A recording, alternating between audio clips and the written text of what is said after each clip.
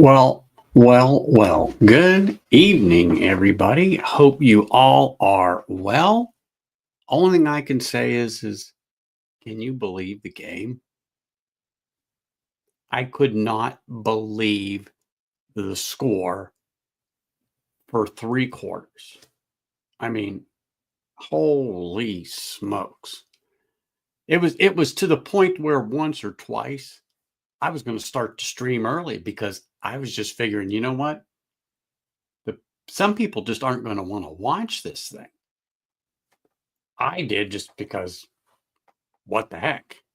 I said, hey, I got to see this. I mean, like I said, I thought about halftime ago, maybe I'll just start the stream and coast on through. I don't know, but didn't know, really didn't know what to expect, and the outcome just wasn't where I thought it would be. And I'm sure you all agree. I'm sure. But first thing is first. Come in here, grab my water, got this. Let's get a glass. First things first. Me, I wasn't rooting for the Chiefs. No. And you're right. The barbarian, he is not happy. He is not happy, but I kind of sort of maybe expect him to stick his head in tonight. Josh, I do. I was thinking about him. I'm sure he was whooping it up. I guarantee it. Last year when uh, they won, of course, he popped his head in and gloated a bit, which, hey, there's nothing wrong with it. But like I said, that's why I call it the Cheers and Tears stream. Cheers and Tears stream. It's the second one I've done. Might end up having to be an annual event, but what the heck? So let me grab a little something. What does everybody have in their glass? Let me reach over here. Super Bowl. Like I said, I wasn't for the Chiefs, so by default I picked Philadelphia. Like I always say, Pittsburgh needs a good farm team. They're it. What the heck? Philadelphia. Anyhow, I'm going to pour a little E.H. Taylor rye. Just a straight rye, bottled and bond. That's what I'm going to start off with here tonight. And just because I can. Oh, yes. Yes. Bellmead Reserve in the glass. Here we go. Yes. I've got that up there. The old label, Jim, right? That's you're talking about the old label on that? Yes, that is all good. That is all good. But anywho, really appreciate you all being here. Do me a favor if you didn't do it already, and you probably did, smash that like button. Let me grab this thing here. I just actually picked this up, not this weekend. So last weekend. Yeah, last weekend. And yes, I've had a little taste out of it. Just a little taste out of it because I have never had the rye. And so when I got this, I'm like, oh yeah, I gotta open this thing and have a little pour. And what the heck? Just a little something there in the glass to get me going. Mr. Hall, cheers. Good to see you here. I'm sure you are ecstatic at the outcome. I know I am. Anybody but Mahomes. I was fine with it. Well, okay, that's not true. If it was Baltimore, I probably would have had to go with Mahomes. That's for sure. But Baltimore was sitting on the couch with my Steelers. So, that's just the way it goes. Just the way it goes. But there we go. All right. I got a little something here poured. Got a little something poured. Let's get into the chat here and see what's going on. What? I missed something here.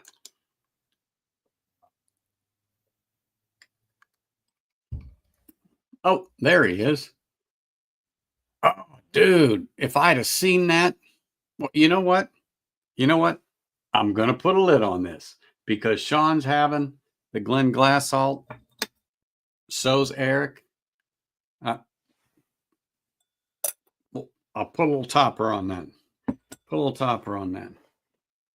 Sands in, sands in, sands. I think it's some of my floor whiskey. That's Portnoy. Here we go. All right, you guys twist my arm to get the Glen glass salt sands in. Okay, if I must. Oh, look, here we go. More, more, more.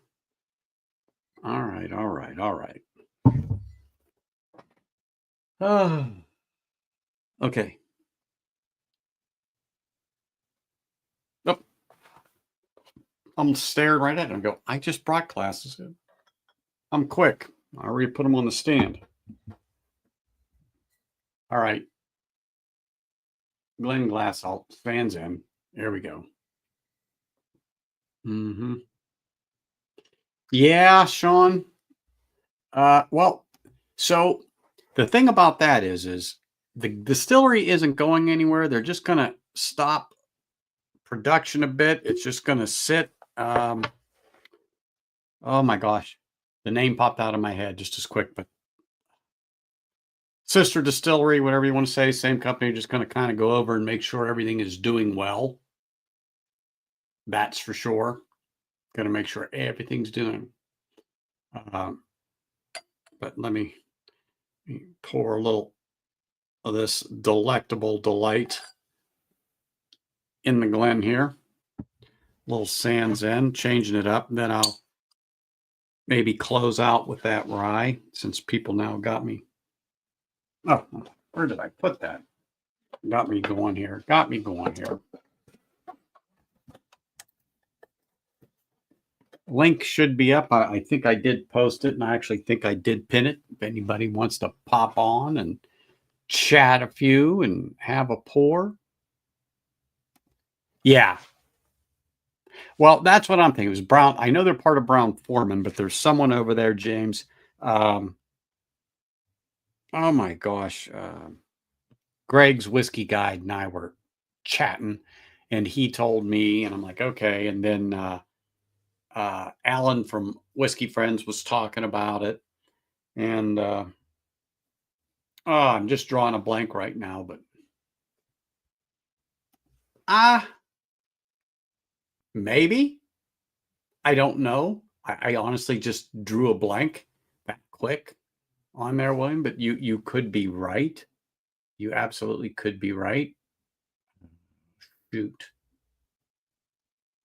Oh my gosh. Let me look down here real quick, go back through.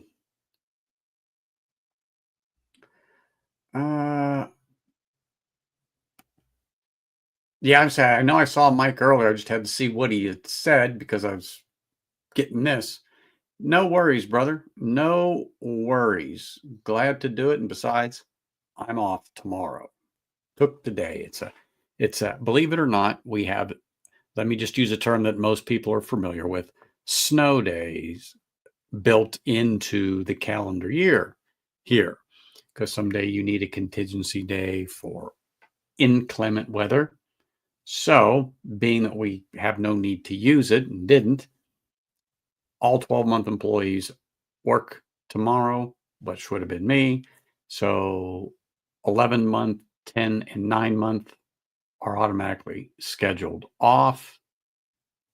I said, I'm just going to take the day. So I'm off tomorrow.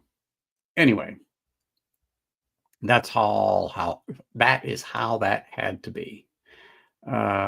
But anyway, if they had money, well, you know what? I would not have bet the score to be like that or to be a shutout like it was for 2 quarters. I mean, that would have been the bet to make. That would have been the bet to make. As you know, who scores first, one or the other? They're going to score safety first.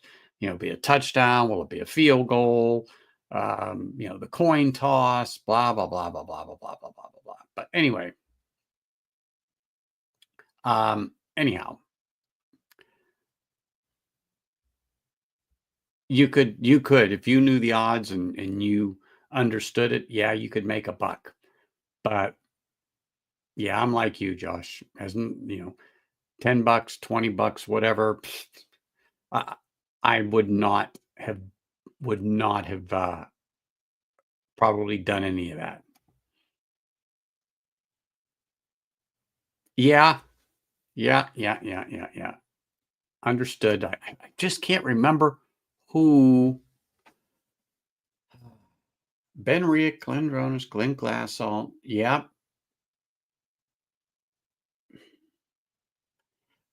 there's another name, and you know what? You all could be right, but for some reason, it's just not ringing a bell with me. And I had it on the tip of my tongue, and it just went poop. Oh well, just about 8 inches of snow last night. Yeah, God, they'd be calling out the National Guard and everything else if we got 8 inches of snow here. They wouldn't know what to do. Would not know what to do. But anyway, let me just make sure. Pitch hitter, see pinch hitter, seen him. Josh, Sean. Okay. Eric's here. Yep, yep, yep. Okay. Just wanted to look to make sure I was on the way here. Hold on. Let's see what William had to say.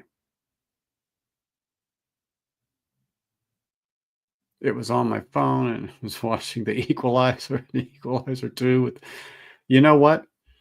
I watched it pretty much from start to finish, and it was the first full game I watched all season. The first full game from pretty much start to finish, with maybe 5 minutes here and there when I was running out to the grill to flip the stuff over and things of that nature. But no, nope, nope, nope, nope, nope. It was a good game, but I just didn't expect the outcome as far as to be such a deficit for Kansas City as far as points goes. I really didn't. And the halftime show, I really didn't watch a lot of it. I was throwing stuff on the grill, doing things like that. So,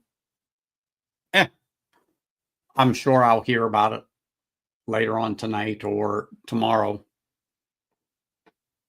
Ugh, love this Sans End. Has a nice, sweet, fruity nose to it, doesn't it? Mm. Mm-mm.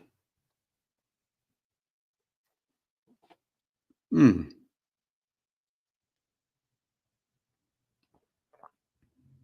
That's a good whiskey.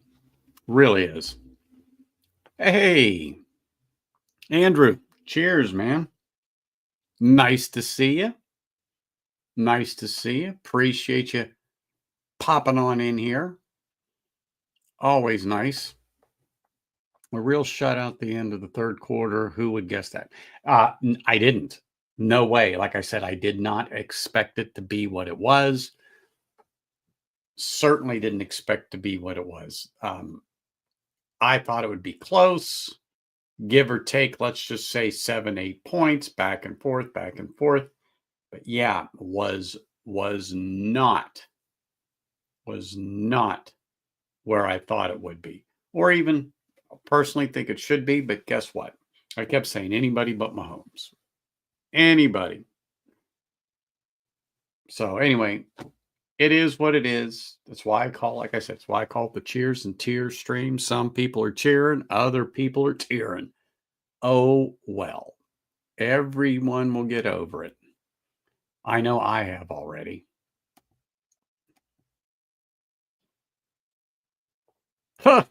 Oh yeah, I forgot about that. I forgot about that. Yes. Yeah, them Swifties, I'm sure they're all boo-hooing. Uh yeah. I don't despise her or anything like that. I mean, everyone's entitled to their opinions.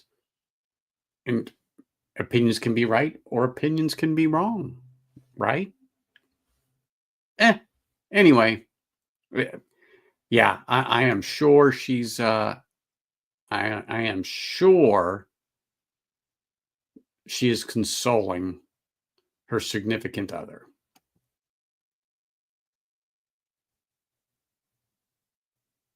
No, no, I am sure Philadelphia is in an uproar. Hey, Vegas Art, cheers. Hey, I did see your email, bud, and thank you for that email. I will be paying a visit there. I'm going to try to do it tomorrow. If you heard, I'm just off for the day. So I may take a pilgrimage there and pick up a bottle or three. You just don't know, but can't beat it at that price with a stick. That's for sure. And if anything, they make great stocking stuffers.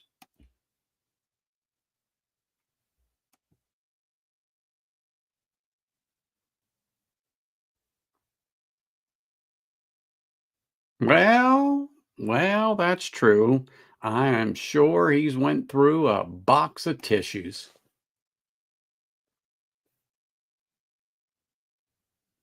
Well, I was done with it too, Andrew.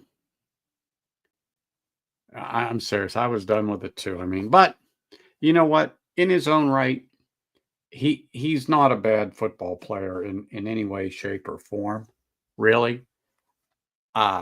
Just watching some of the highlights this year and listening to some people that I know, they're real fans. They appreciate, they appreciate him. They know he is an athlete, so on and so forth. But I don't know. I watched some of the stuff and I watched some of the calls that got called in their favor, and I thought it was pretty dramatic this past season. Not saying that football players don't have a little bit of theatrics in them to make the call, or hopefully the call goes their way. It is what it will be. But yeah, I'm just, like I said, this year, I was like, cannot. Hey, Mark, dude, the link is posted. Got a little Sans End in here.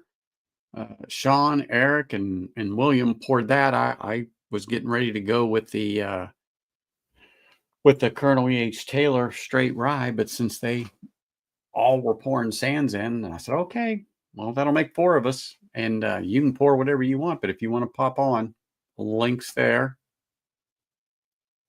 Link is there.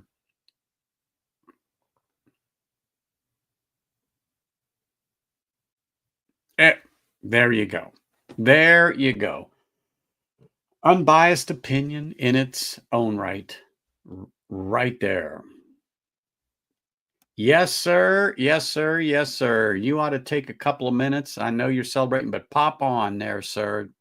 You ought to pop on here. But yes, I was for the Eagles. I'm a Steelers fan, but there's just no way I could go with Kansas City.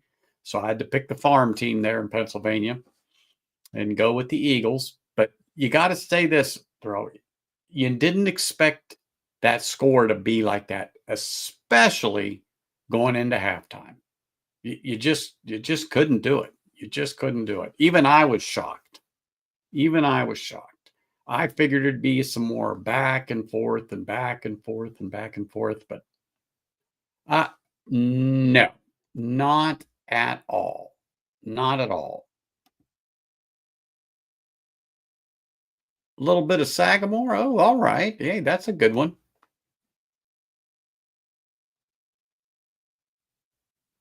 Okay. Well, I'm finishing up the Sands End here.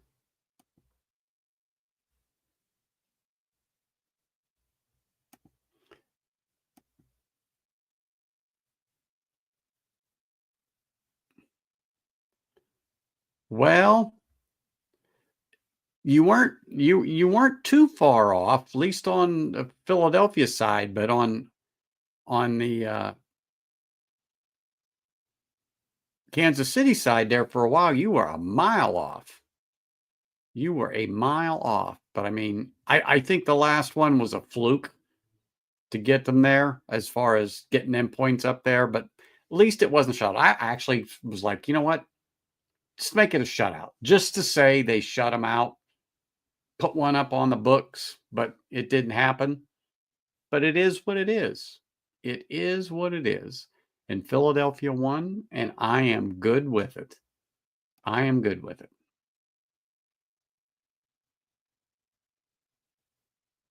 Okay. Well, you know where I'm at. You got the link, bud. Come on. Oh, yes. Oh, yes, yes, yes. But yeah, I'm overall, I like the game. And the commercials, I think, were much better this year than last year. I mean, I was watching them, and uh, I thought personally this year they were better than last year. I mean, I don't think any one in particular was stellar, like, oh my goodness.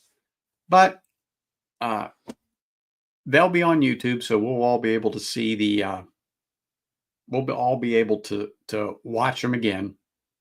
They're probably being posted as I'm speaking. Mm.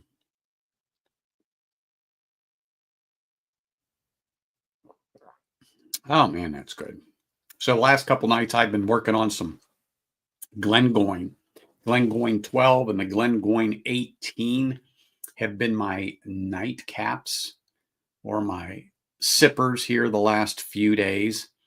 I haven't been to these things in a while, and I said, well, let me go back, and oh my gosh, it's just there's such a nice dram, and that 18 at 43 ABV is sweet with light fruit now. The way it's opened up in that bottle, and they're I think they're 70 CLs. Yeah, they're small ones, and man, they just that 18-year-old has really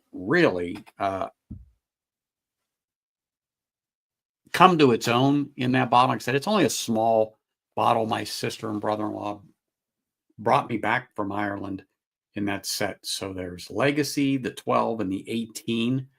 And man, that Legacy is wow, that is good for an NAS from Glengoyne.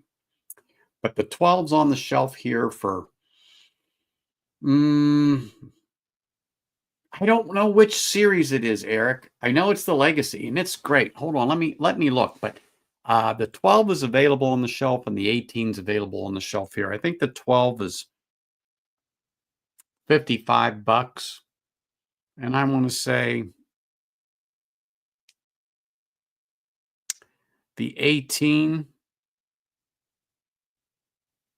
I don't know why I want to say like 89, $99. Not 110% sure. Not 110% sure. But man, that Glengoyne 12 and 18 is great. But that like I gotta look. Maybe it says it on there. I don't remember. Let me look.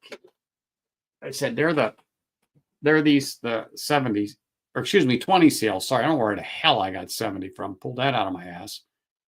Oh, this is chapter 2. My gosh, it's written right there. So you have 3. I have chapter 2. Let me look. Yeah, the Legacy series, chapter 2. I'm just looking at, man, this writing is small. I've never really tried to study it until now. Okay.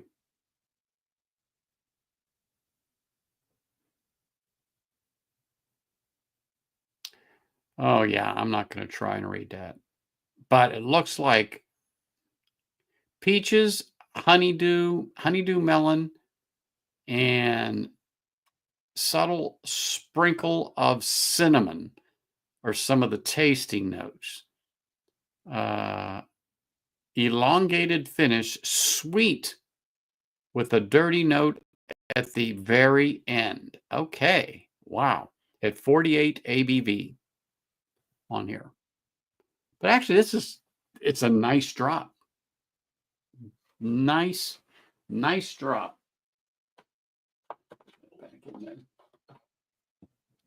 But I think now it's getting to the point where I've got to work on them. In other words, I've got to make at least the 12 and the 18 disappear. Hey, Jeffrey. Cheers, sir. Great seeing you here. Appreciate you popping in to say hello. Always great to have you here, man. Thank you. Appreciate it.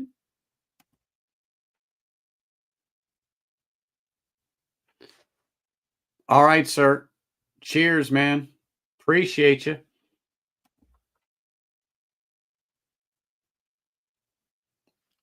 Bourbon, put your hair in a bun, pop on for a little bit, have a dram or two with us. There's Jeff. Always great to have you. Hey, if you got a minute and want to pop on for a minute, bud. Yes, yes, yes. Mike has to travel, so you guys are stuck with me for a little bit here tonight. I'm the responsible one. Shane, God, there's no telling what's going to happen with that stream.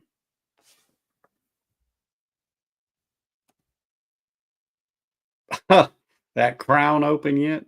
Hey, he might have it open. Philly won. He might be celebrating. You just don't know. You just don't know. Mm.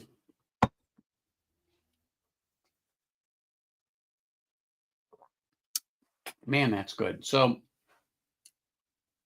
I didn't work on some of the things I said I was going to last weekend. I said, I've got some bottles. I've got to get stuff queued up and get ready to do a stream on, but I just didn't do it.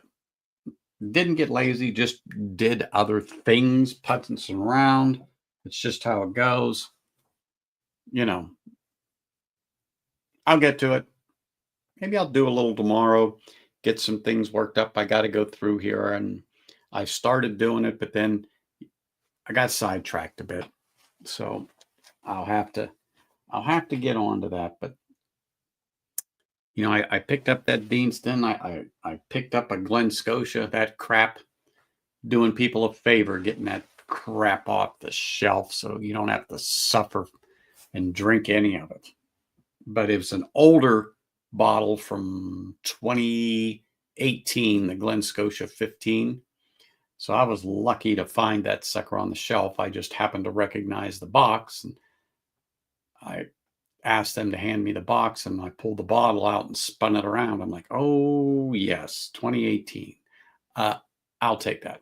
So walked out with that. Was a good find. Was a good find, that's for sure. So it's the older label versus the newer label. So I'm glad to get that. And then I already told you I picked up another tail of ice cream. So I've got two. I will probably, because I'm halfway through the first bottle. I'll probably back up the backup and then get done with that first bottle, and I'll be good. And I'm probably going to pick up another Tale of Tokyo, and I have an unopened Tale of Forest up there that I bought when I got the first one because it was so damn good. They're still on the shelf, but they're slowly disappearing. I may back that one up. I'm not that I'm on the fence. I've just found a few other things, like stumbled onto the E.H. Taylor Rye, and then I found the Glen Scotia, and then of course I ran into that Stag last weekend. So I was like, oh, I gotta have that. I gotta have that. I gotta have that. And if those are still been on the shelf a year, they're still going to be here in a week or more. So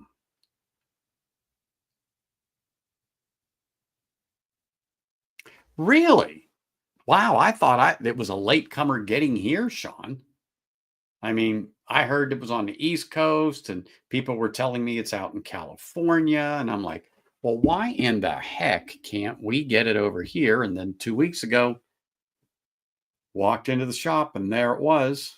So I popped it open and shared it with people. And then Independent Joe walked into the shop and shared some with him and a few other people.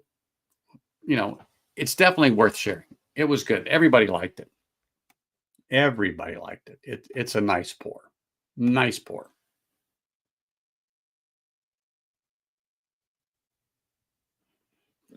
The barrel proof is nice. Yes, I would say I thought I had an empty sample of it, but I have the E.H. Taylor uh, small batch. Um, I have the what is that other one back there? Now I'm drawing a blank. It's the small batch, single barrel, single barrel. I was like, what the heck is that other one back there? It's a single barrel there, a backup small batch there, and I think there is another single barrel behind it, but I'm not sure. I can't remember. But anyhow, I, the small batch is more consistent to me than the single barrels, but I do like the single barrels. That's for sure. Hey, Greg, what time is it? A little late there in the home. It's almost 11 o'clock. I can't believe that they're letting you on the internet at this time of night. Mm, mm. Oh, that's good.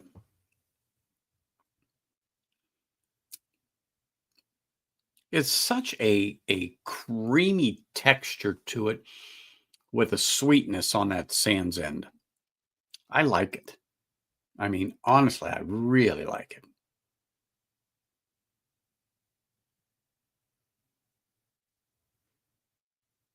Okay. Yeah, I don't have the barrel proof. It's the single barrel I have. That'd be perfect. But I thought I had one, and that's what I'm looking up here. I've got the uh I've got the elements, Lafroig elements that you dropped off, the 2.0. I also have the a little bit left of the 2024 uh, Carchus with the PX uh, cask. Got that. I've got just a little bit left there, just enough to remember what it tasted like. And then the one that let me look here.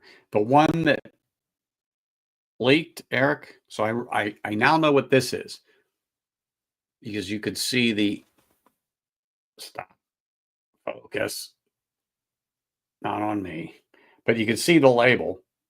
But I figured out what it was. This is the same. This is the 2024 Carchus.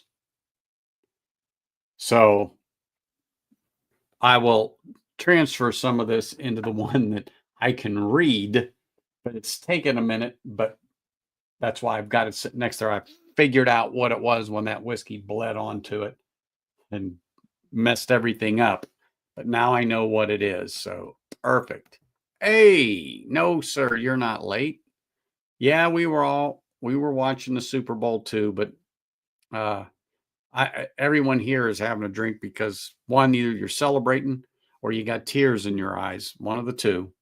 But I look at it this way. It was a game, it was good. It definitely wasn't what I expected. I don't think it's what anyone else expected. Even Darrell, who is a real Phillies fan here, um, I don't think he expected it to be where it was or start off and continue the majority of the game the way that it did.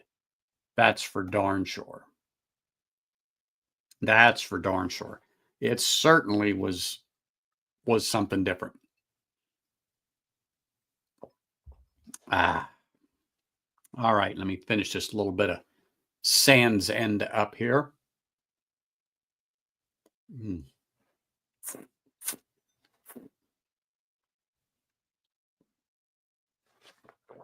Let me tell you, on this Sans End, if you don't get like a vanilla caramel note, hey brother, appreciate you. You can unmute yourself at any time.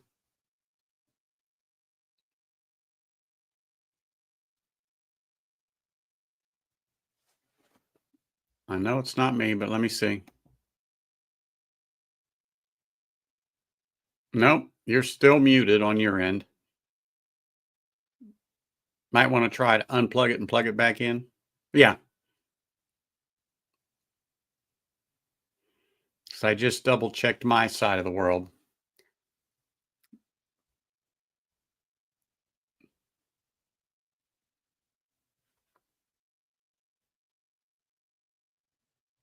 Sometimes pop out, pop back in. Yep. Yep.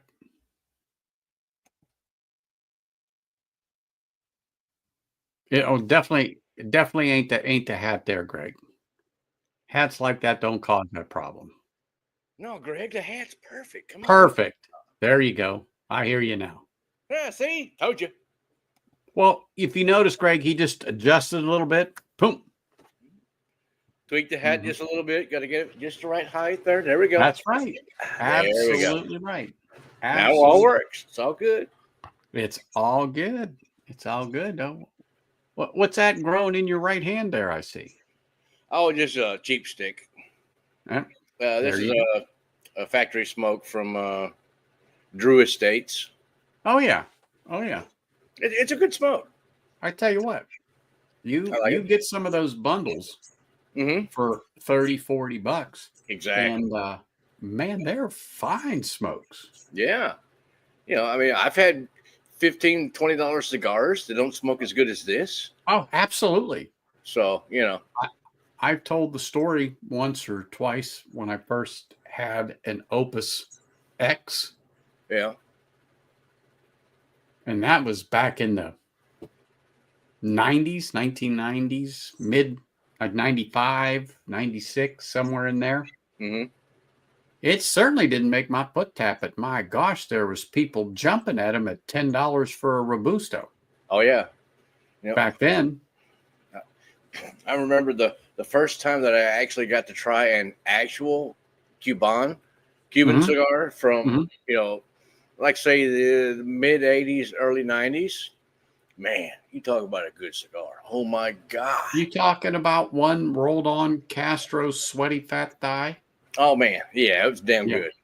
You know, it was, you see back in the day, you would see those things, you know, the commercial kind of things where you got grandma, you know, smoking a cigar on the beach on the front porch kind of thing, you know, and she's smoking it down, and it's a freaking nub, you know, it's that big, you know, and I'm like, really, seriously, come on now, you know, grandma smoking a cigar.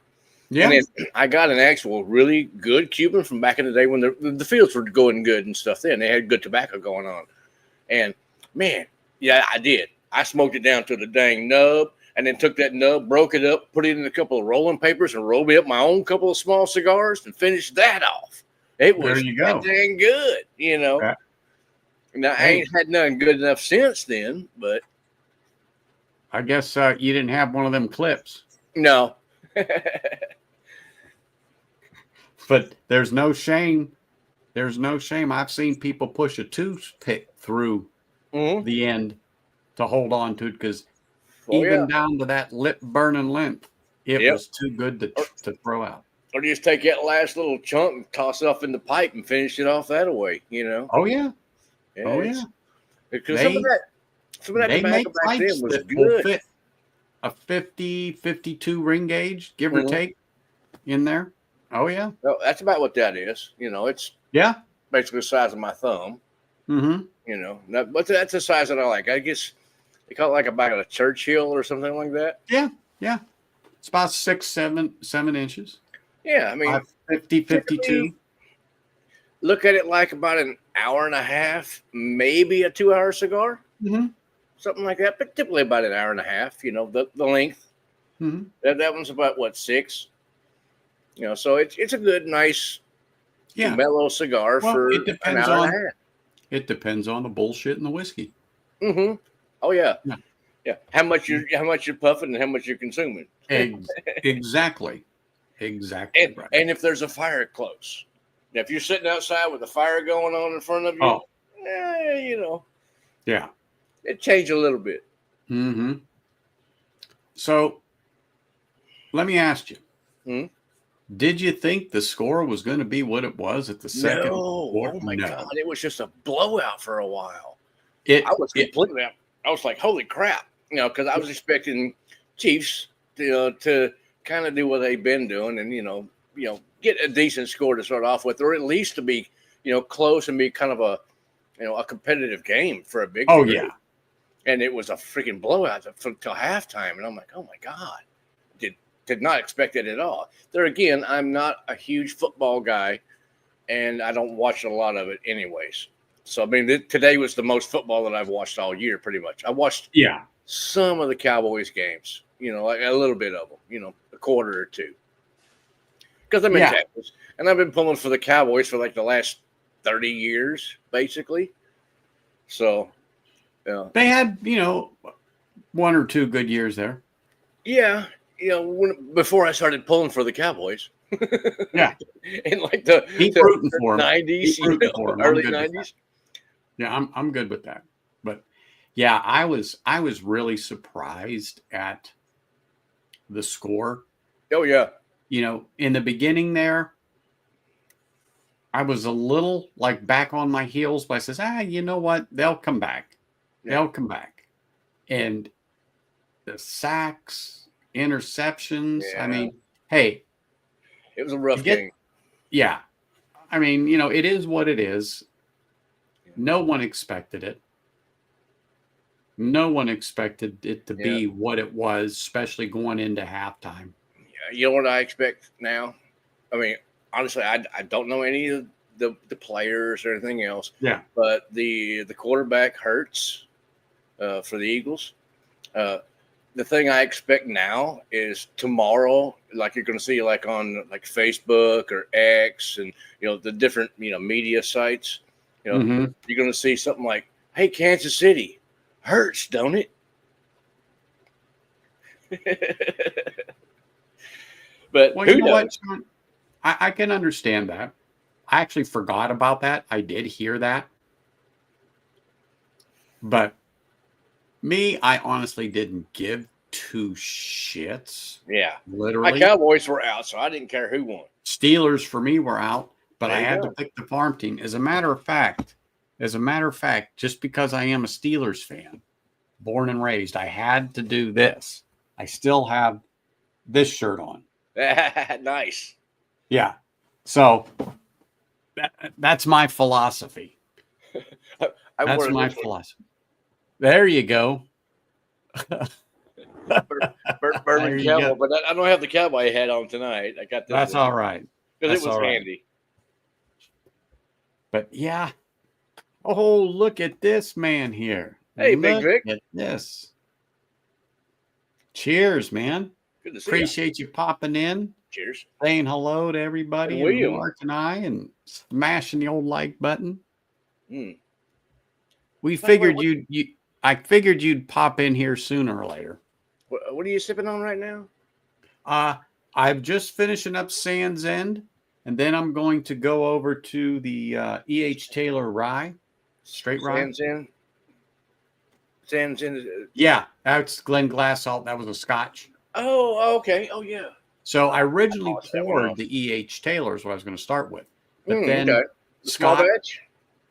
Then Sean had it in Sean had the Sands End in his glass. Eric had the Sands End in his glass. So I grabbed the Sands End, and I do believe William poured some. So, that's you don't have to twist my arm to drink a Scotch. Oh, yeah, of course. Yeah. No. Well, what I just polished off was, what was it? Krugalgi 13. Jonathan, cheers, man. Hope all is well. Great to see you. But I can say that was not my first Scotch of the day. No. I had a few during the game. Well, of course. Of course. Actually, I was drinking a Merlot. Oh, I like a good Merlot. Well, I kept hearing about the Trader Joe's $2 Chuck. Really? Well, it's $3.99 a bottle. Damn. You got a Merlot, you got a Cabernet. I think Yeah. there's a Chardonnay and maybe a Shiraz or something like that. Not sure. So Dang. we were there a week ago or 2 weeks ago. I just picked it up to try it. Yep. It's it is not disappointing. It's not anything that's going to rock you back on your heels. Yeah. But for $4, You can't beat that for a bottle. Come well, on. no, no. If you Jeez. drink 2 glasses and toss the rest out, Yeah, it's still cheap. it's cheap. But I've always heard about their wine. Most people say it's actually not bad for the money. It Yeah. has some flavor. It has some depth. It has uh, uh, good fruit notes, and especially on the nose and the palate, and blah blah Yeah. blah blah. And I'm not a wine connoisseur. I'm Nah, a me neither. connoisseur when it comes to wine. Nah. Yeah. So I'm not a whiskey anyway, connoisseur. I just kind of know what I like. yeah. And that There you changes. go. I'm the same way. That changes like my socks. My tastes go from one to the other, and then sometimes I go for Well, days and I don't have a taste for any of it, and I don't touch it. It's just how it goes. yeah. But I tried it, and I'm like, holy smokes, that's not a bad drop at all. Hmm. Not at all. Not for $4. Oh heck no! There's one around me that I get occasionally. It's called Ed's Red. It's like a Texas local blend, red wine blend, Mm-hmm. and I don't know. It's like maybe 10, maybe $12 a bottle, something like that.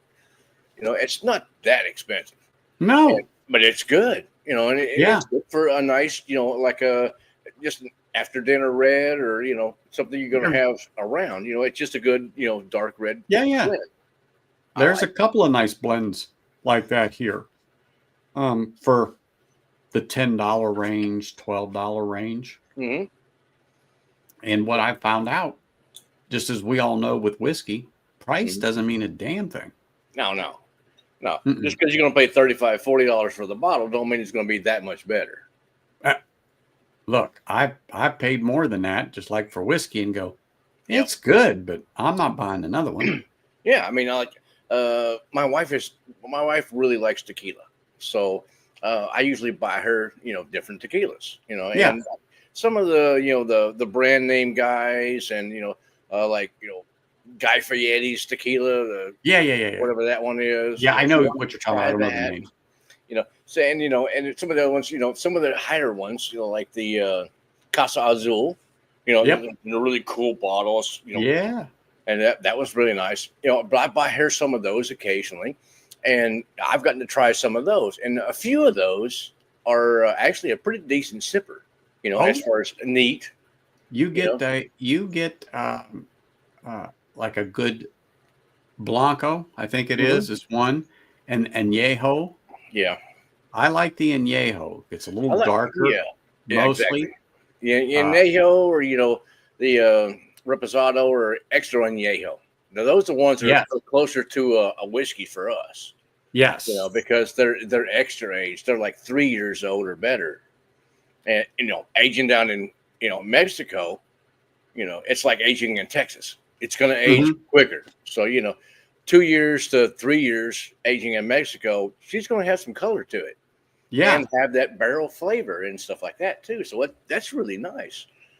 But Well, that Añejo is yeah, is just a little bit of age, it adds just a little bit of extra boost to it. it's not quite as dark as this Scotch is in Pretty here, but close. boy, it's pretty damn close. Yeah, Yes, pretty close. and it's a excellent sipper. I mean, what back in the day, I despised tequila because I abused it. Yeah. And so I've had more than my fair share of Jose Cuervo. well, you don't know what tequila is until you graduate and realize there's way better. That's not tequila. Oh yeah. This is Oh yeah. the stuff you and I are talking about. That is, That's college yes. tequila. Oh, Lord. Yeah. That cured me. High school, college tequila. That's what you drank then. Now, I mean, one of the bottles I finally found one, Fontaleza. Mm-hmm. It's got a really cool like a agave top, a Yep. pina. It looks like a pina. Mm-hmm. It's got a top on it like that, and I couldn't find the añejo, and one of my local stores actually had a pick of that tequila, but they of course had sold out before I got there. But I did find the Blanco finally, and I picked one up, and I'm like, oh great, I'm bringing this home, and I'm going to try it out myself, because it's like, the Fontaleza is kind of like the Blanton's of tequila. Mm-hmm. It's like that. You don't see them very often, and when you do, you snatch one up, and disregard that it's a little bit more expensive than it actually should be. Yeah. So I got one, and it's good. I mean, it really is. It's got there's quite a few different notes in it. It also has that normal, nice peppery taste to it, and some caramels, and it's actually a quite good sipping tequila. Absolutely. Like I said, I did a little tasting, not for me, but I went somewhere and they had it, and I was like, look, I'm gonna try it. So long and short of it is I sipped that and I'm like, oh my goodness. Nice, William O. He's got them. Yeah. Yeah, I like I said, that was the first bottle that I ever saw down here in Austin. That was Fontaleza. So I'm like, hey, snatch it. They only had 2 bottles, so I got one. I'm being a nice guy. I left one for somebody else. Exactly. I'm not going to buy them both. Mm-mm.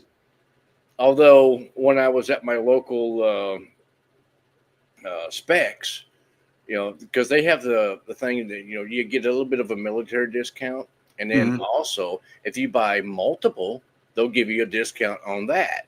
So I'm like, okay, well that's pretty cool. And I walked around, I'm looking around on my scotches like I normally would, and they had Springbank, the 10-year.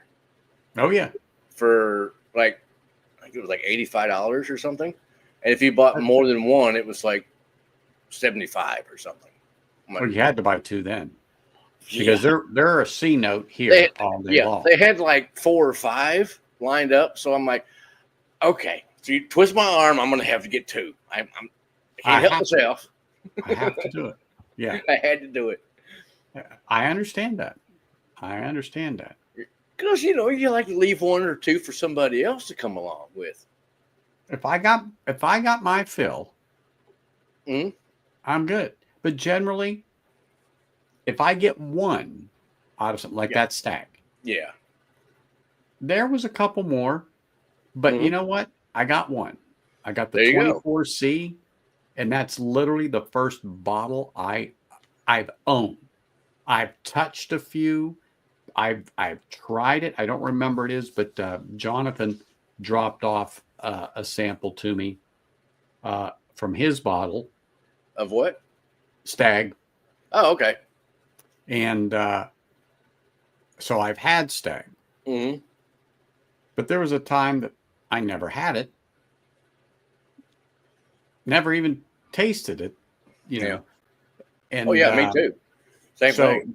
I've never owned a bottle of Stag Junior or Stag. The tall bottle of Stag. Well, now it's just Stag, but it was Stag Junior, but it's one and the same. But anyhow, hey JD, sorry, got the jib jab in there, but so I will leave stuff on the shelf. In other words, I'll take one, even though I know I could get 2. Yeah. It's hardly ever available around me. I mean, I've got one of my local guys who usually gets some, but they mark it up pretty decently. Oh. So I'm like, no, I'm not doing it. And he had the George T Stag that comes in the tall bottle. Yeah, I got one of those. And there. Yeah, he wanted way too much for that one. Oh, so I actually went to one of my local bar / pizza joint, and they had a bottle behind the counter. I'm like, hey, how much for a pour of that one over there? And he said, 22. I said, hook a brother up, So he come back with a rocks glass with about 2 ounces in it, for $22, and it was the George T Stag, the 23 version. That's what I have. And I took a sip and I'm like, damn, that's pretty hot. What is that? What's the proof on that one? It was like, I don't know, 120 some odd, 120. No, it was 130 something, I think. I think 130 something is what I think my bottle is. Yeah, it was like 130 something. Like, ooh, I mean, it drinks a little hot. It does. I was surprised. It does. It was flavorful, but that heat comes over. You know, that first sip is like, oh yeah. And then that first sip, here it comes. She slaps you upside the head a little bit. Here it comes. So I wasn't expecting that part of it on there. Yeah. I wasn't. I wasn't expecting that. That was one of the ones that comes across in the nose too. That I knew it was a proofy bitch. But I did not expect it to be as hot as it was. Yeah, to drink the proof. Yeah. Yes. That is what was a little bit of a surprise to me. And it wasn't intolerable, but it truthfully was unexpected. You know what I'm saying? JD's never heard of Campbelltown Scotch? Oh my God, son. It's good. You get you some. If you like anything peaty, get you some. Hey, you know, I know he don't like this shit. This Glen Scotia. This Glen Scotia stuff? No. It's crap. Yeah, if you don't like that one, just send it on down this way. It'll be all right. I'll take care of it. Yeah, he definitely doesn't like that Glen Scotia crap. He'll be the first one to say, do him a favor, buy it. He'll pay for the ship and send it to him, and he'll dispose of it because that's the kind of guy he is. Yeah, I'm with you. You know, and some of this Kilhoman type stuff too. Yeah. Oh yeah, that Kilhoman. Yeah. Hey, if you like Pete, you won't like that one. All right, now I've moved on to the E.H. Taylor rye. Oh, right okay. Here, since I've got it poured, unless somebody has another Scotch poured that I might have that I have to drink. I said I can always make this the last. This one is a Scotch. Oh, that I got poured right now. What is it? Lechic 10. Oh, I don't have any Lechic. No. Yeah, no. It's a good peaty one. The first time I noticed this one, I was like, "Oh my God, how can somebody drink that?" It's true. Granted, my palate and nose has expanded since then. Yeah. Appreciate you being here, Larry. Thank you for popping in and saying hello. Feel free to join in the chat, or the link is posted if you want to pop on for a little bit and chat with us. Don't be shy. We open the pub up and from time to time and have chats with everybody. Now with my my pendulums for Pete, I can smell the Lechic and go, that doesn't smell peaty at all. Rob, cheers, brother. Thank you. Let me raise this glass to you, Rob. Cheers. Beautiful whiskey team. Absolutely. Thank you. Cheers, Rob. Well, Tom, I started off, what I got in here is the E.H. Taylor straight rye. And then a couple of people ended up having the Glenglassalt Sands End. So I stopped, put the Glentopper on the rye, and poured the Sands End from Glenglassalt and drank that.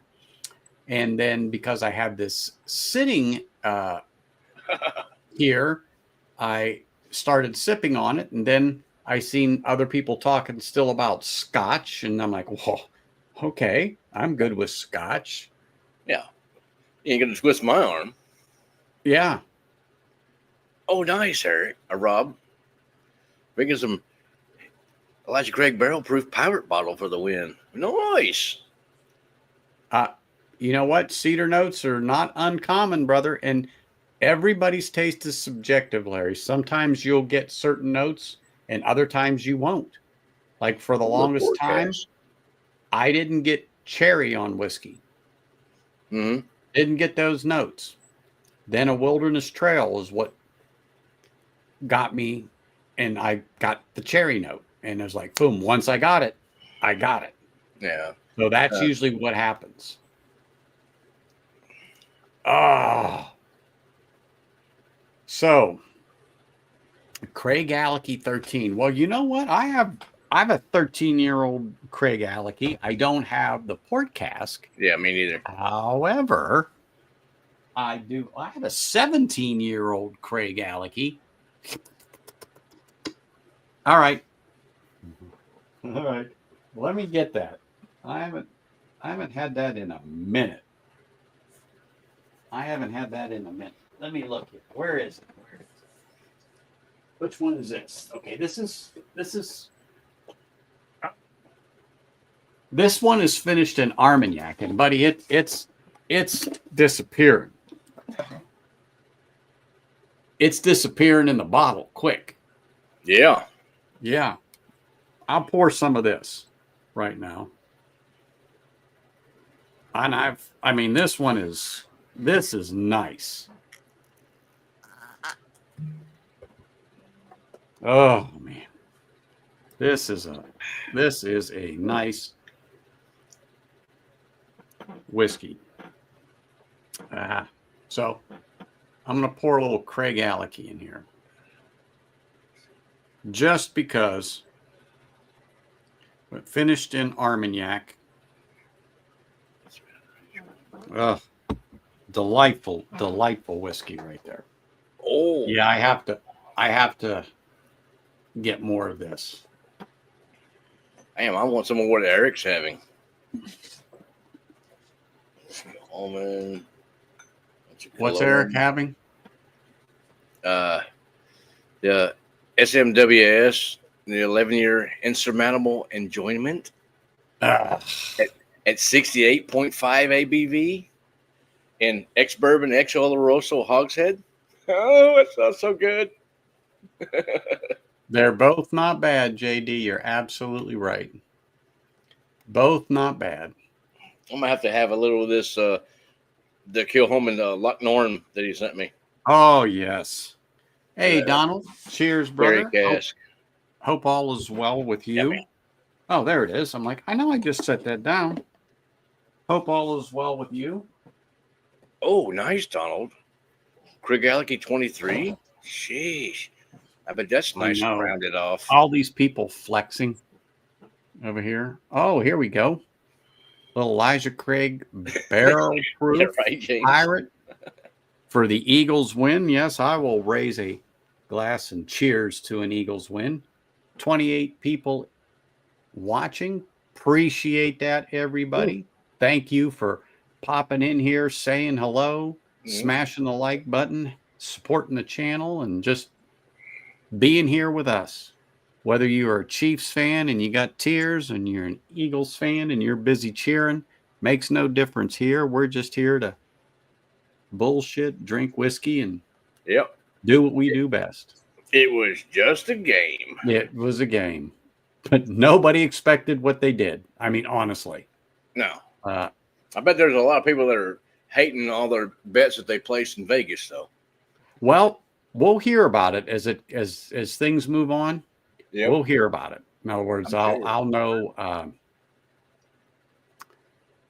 what the take was and this, that, and the other. Yep. Yeah. I'm with you, Larry. I'm with you. Last 30 years, buddy. We're a dying breed, apparently. Ooh, Bell Mead. Yeah, he's on the 23, Craig Alecky. Yeah. Bell Mead Reserve. I got a bottle of that. Yeah. I haven't cracked that one, I don't think. One of the very few bottles on my shelf that is not open.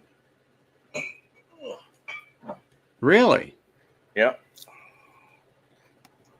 Bell Mead Reserve. Yeah, that's the one I have. I haven't opened it yet. Yep. And that's the old label. Yeah. Yeah, she's still unopened at 108.3 proof. Yep. Booker's 2401. Well, hey. For a little peanuts and caramel, there's nothing wrong with that. I got 2302 is the only Booker's that I have, and I didn't like it. Of course, it wasn't the best expression they have come out with. So, Yeah, Sean, we all understand that. We all understand that. That's for yeah, sure. 300. Yeah, that's a rough one. Well, you're not the only Cowboys fan here, Larry. I can assure you of that. I'm with you. Yeah. We have one or two here. We don't discriminate. As long as you drink good whiskey. If you come in telling me you're drinking some of that Garrison Brothers crap, then I might have to eject you. I got one bottle behind me just for people that want to try it. I mean, I shit on them a bit because they're really hit or miss, but they're expensive. Yeah. You know, they don't have a decent shelfer that's always around. Yeah. So no, I'm going to go to Still Austin. Still Austin has a great shelfer in their flagship one. Oh, yeah. It is the Musician is what it's called, and it is a fabulous Texas whiskey. Absolutely fabulous. Yeah. Hey, right up here, I've got about 16 different bottles of Still Austin. Mm-hmm.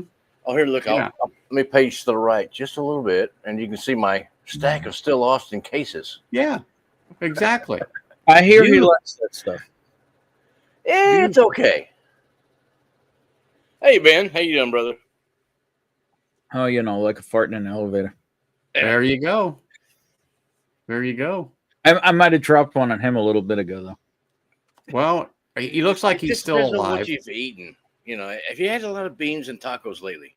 No, we had Chinese restaurant wings, and I might have had a couple of prunes. Oh, well, prunes keep you moving. Prunes are good, you know, but you got to throw some eggs in there to, you know, just for the hell of it. Just for the sulfur. Exactly.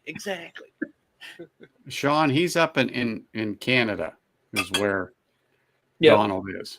He is in the Ronto tour. Yes.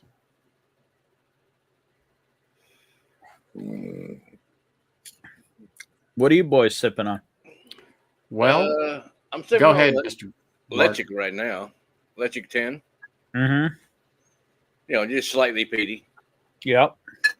And you, Mr. Well, I've had 3, but the first one I started with was the E.H. Taylor Straight Rye, and then I noticed 3 other people that were pouring the Glenglass Salt Sands in, so I stopped, had that, and I was going to go back to the rye, but then people were drinking the Craig Alecky 13 and then the Craig Alecky 23 and blah, blah, blah, blah, blah. And I said, well, I'm going to pour Craig Alecky. You know, you have to twist my arm to. That would take me probably an extraordinary amount of time to try and locate here. Don't worry about it. If you want to drink your Larceny barrel proof, you go ahead. You want to drink your whatever, you drink it. Let's see. Yeah, he's got some scotch right behind his right shoulder. I don't have any. He does. Show him that. That's his reminders. Oh. No, that's just me being lazy and not moving them since I pulled them out for the last time Anthony did a stream about. Well, they look pretty good there too. And I poured Anthony off some samples too from that. Well, I'm looking at that tail of cake all the time. Going. Mm-hmm. Yeah, that's hang on. Where is it? Is this the Anthony pile? Yeah, it is. No, that's the Bacalta. Hang on. Oh, dang, Larry. Yeah, here it is. Yeah. Oh yeah, look at that beautiful thing right there. Tail of cake. Literally got your name on it. Yes. Tail of cake. And you also got this one. Oh, hold on. I'm jealous of his label maker.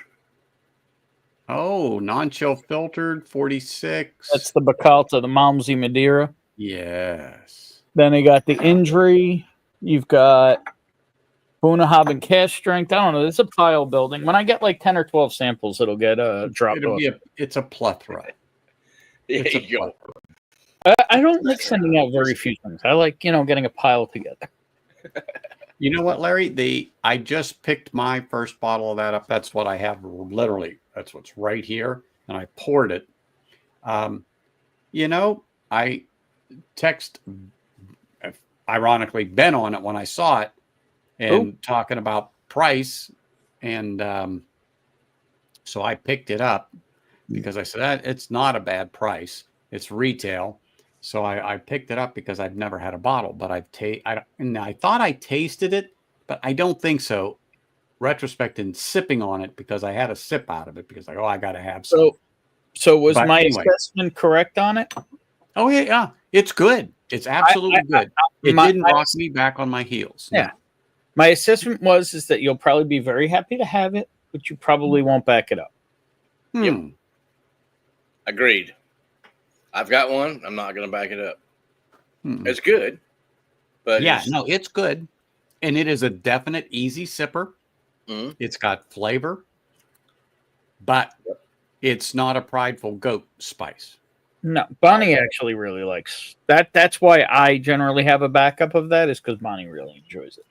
Yeah, it is a enjoyable whiskey, but if I'm drinking a rye, I want that signature rye spice. Now, I don't want fire, but I want that pepper on the palate. Since people are asking what label maker I'm using.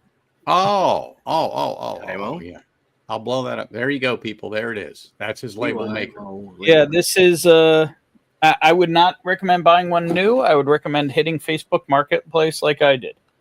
Now, are the labels the size that I would have necessarily bought? No, but when it came with 1,400 of them, when the label what you got, when label maker and labels with 1,400 labels was like $40 or $50. All day, done. Yep, all day, every day. And I regularly look now, and I see them all the time. Okay. I'm going to start looking now then. What I got you is Prince little skinny tiny labels. And I'm Garrison Brothers does have some awful prices on their whiskey. And their whiskey is awfully bad most of the time. Yeah. Depending on your palate. But yeah, for me, there was one that I had probably 6 years ago that was really good. And I went out to buy the same bottle the next day, and it was a different bottle. And therefore, it didn't taste quite the same. And speaking of something that doesn't taste quite the same. Boom. It got me for a half an hour. I got one pour left in me. And that's all right. It's going to be this. Yeah, sure. Oh, pick that up. Pick it up. Old Ben Romick. Oh, Ben Romick 10. Nice. Yeah, this bottle is, I think I figured out from the date code, it's about 14 years old. Wow. It just sat on a storage shelf until the end of December when I saw it, I went, all right, for $60, you piqued my interest. I'll buy it. Well, yeah. All right, here goes Eric now. Oh, Irene can't pick. Fun. Oh, yeah. All right. I'll join you, Eric. I don't know where that is. It doesn't take much to get somebody to join you on this channel. Scotia tube, black tube. It's probably passed on 1924 for 115. Yeah, that seems a little high for 1924. There it is. There it is. Oh, dang it. Well, camera's not focusing good enough. Hey, I can tell you is JD's happy you're disposing of that crap. It's a whiskey mentor's 9-year age statement. Yeah, she made quite the faux pas on her whiskey mentors page in the last day. Yeah, really? Did you not see her post about prosciutto? No, I did, but I didn't pay close attention to it. Oh yeah, it was an odd kind of meat. Ew. What was she having then? Okay, hang on. You would have to go to the edits because it has since been edited, Jim Oh. and Mark. I saw that post. Uh-huh. I do remember seeing the post. I just didn't pay much attention to it when it kind of scrolled right on. Yep. Well, Tom, I'll tell you this. Because, I can't get up there to visit her neck of the woods very often. Good things happen in threes, Ben? You got to put, you know, what, Jim? Was it good things happen in threes?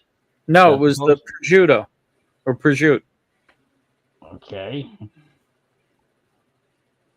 Oh, she's got such a nose for whiskey, though. Oh, she does. Sure it's over here? No. But I have to comment on Tom's post there. He goes, yes. Then don't worry about it. I would drink Garrison Brothers long before I'd reach for that bottle of Long Branch. Shit. That's guaranteed. Even though I don't like Garrison Brothers, it's way better than Long Branch. And that's not saying much. But truth be told. Damn. Man, I can really appreciate an Irene Tan pick. Mm-hmm. Her nose and palate profile, I identify with on the money. It's a good thing I don't live anywhere close to you, Ben, because I would probably be twice my size because of the bagels, and I would spend way too much money at Irene Tan's store.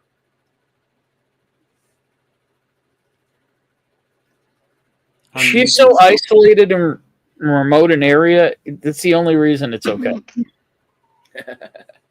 What's the matter, Jim? Oh, Jesus.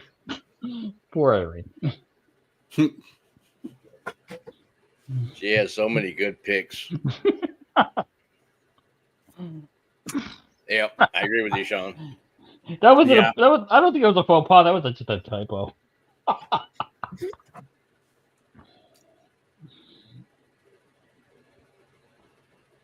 Ethan, let it go. Eric Anderson, right on. I love the nose on this. I have stuff that's close to your anything Glen Scotia. Malt, smoke, apple, a little bit of honey. Yeah, that Traveler stuff, that shit is still sitting on the shelf here. Yeah. Yeah. Travelers equals Seagram 7. Yep. Is that a good thing or a bad cases thing? available around I me. think Seagram 7 is better than Travelers. Damn. Especially if you got some As long as it's open. 7-Up Oh, for the Seagrams. the Seagrams I got from Ben is definitely better than Travelers. That's for sure. By a long shot. What's that, Ben? Oh, this one's not open. I guess we could crack it. Which one do you got? Yeah. The regular Glen Oh. Scotia 10. Okay. There you go. Yeah. Just like JD said, that shit's crap. Save it and send it to him. Mm. Oh, that's good. Oh, there you go, Eric. Nice. Mm. No, that's not Glen Malt, Scotia. cereal, a little bit of apple, a little bit of honey, a little bit of smoke. Don't worry about it. Yep. A little salt. I have an open one from them right here. At some point, I'm going to have to pick up a current bottle of this and see how it compares to this one. For sure. 'Cause this, I know. We're happy I bought that. I know a place that has a bunch of the old bottles of that. Does that look like this? I don't know. They're in boxes. I could show you the boxes. So Mine's in a tube. you're telling me I need to send you some money, Ben. I don't know. Yeah, I need some of the different stuff like that, and like Isla Rousey, and what's the other one I needed that was different? Kilcairn. I don't have a bottle of that, or the Rossi. I'm not sure how you pronounce it. That too.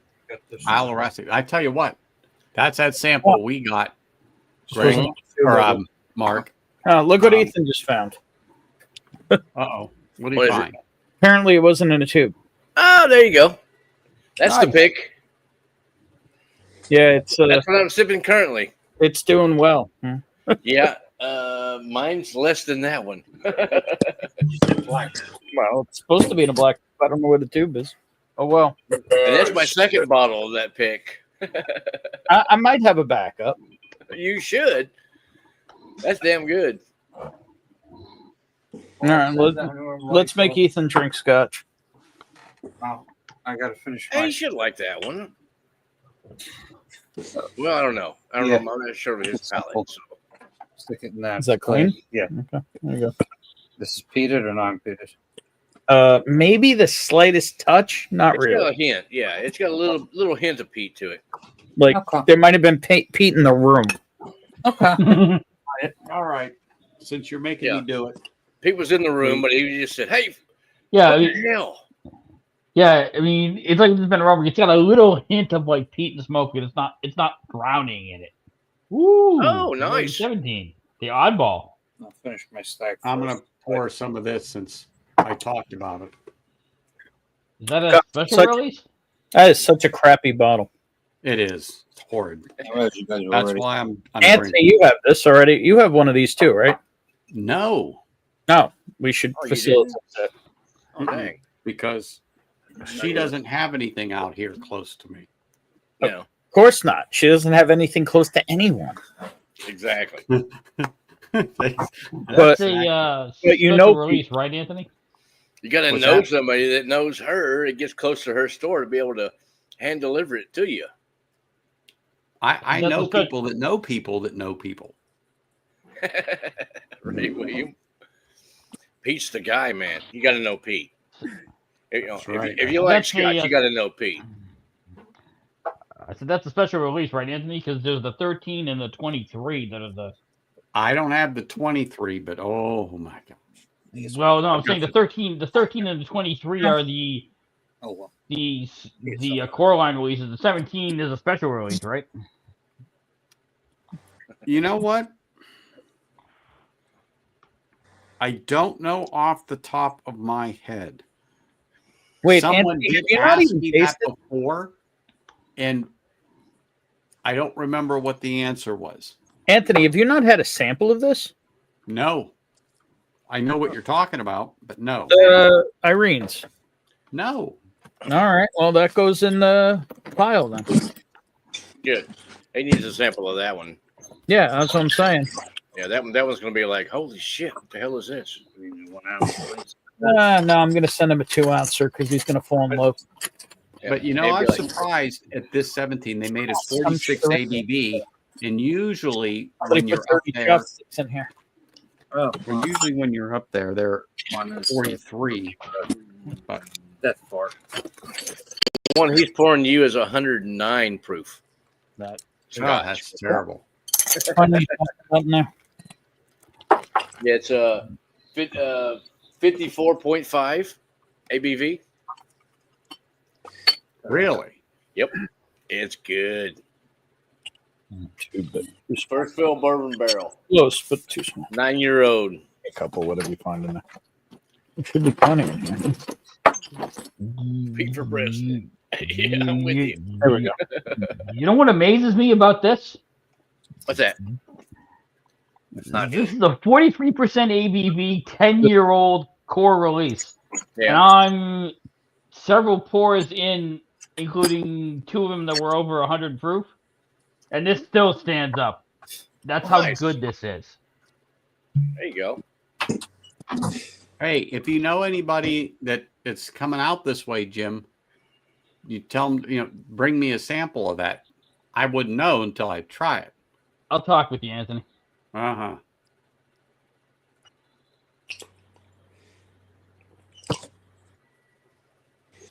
The Armagnac, the one I had, the Craig Alecky 13 Armagnac before this, is a beautiful whiskey. Really good whiskey. I love the influence the Armagnac flavor has on that. It's kind of a candied sweetness to the whiskey that's delicious. Now the 17 is light on the nose, but that malty, sweet pear and heather note is just elegant in the glass when you nose it. Ben, how does your buddy like this one? Who? Behind My you? cousin? I say his cousin. Yeah, Yeah. I was finishing off the stag. Now I'm going to try it. No, the Irene Tan's pick you poured him. I don't know yet. Okay, I'm listening. He's sipping.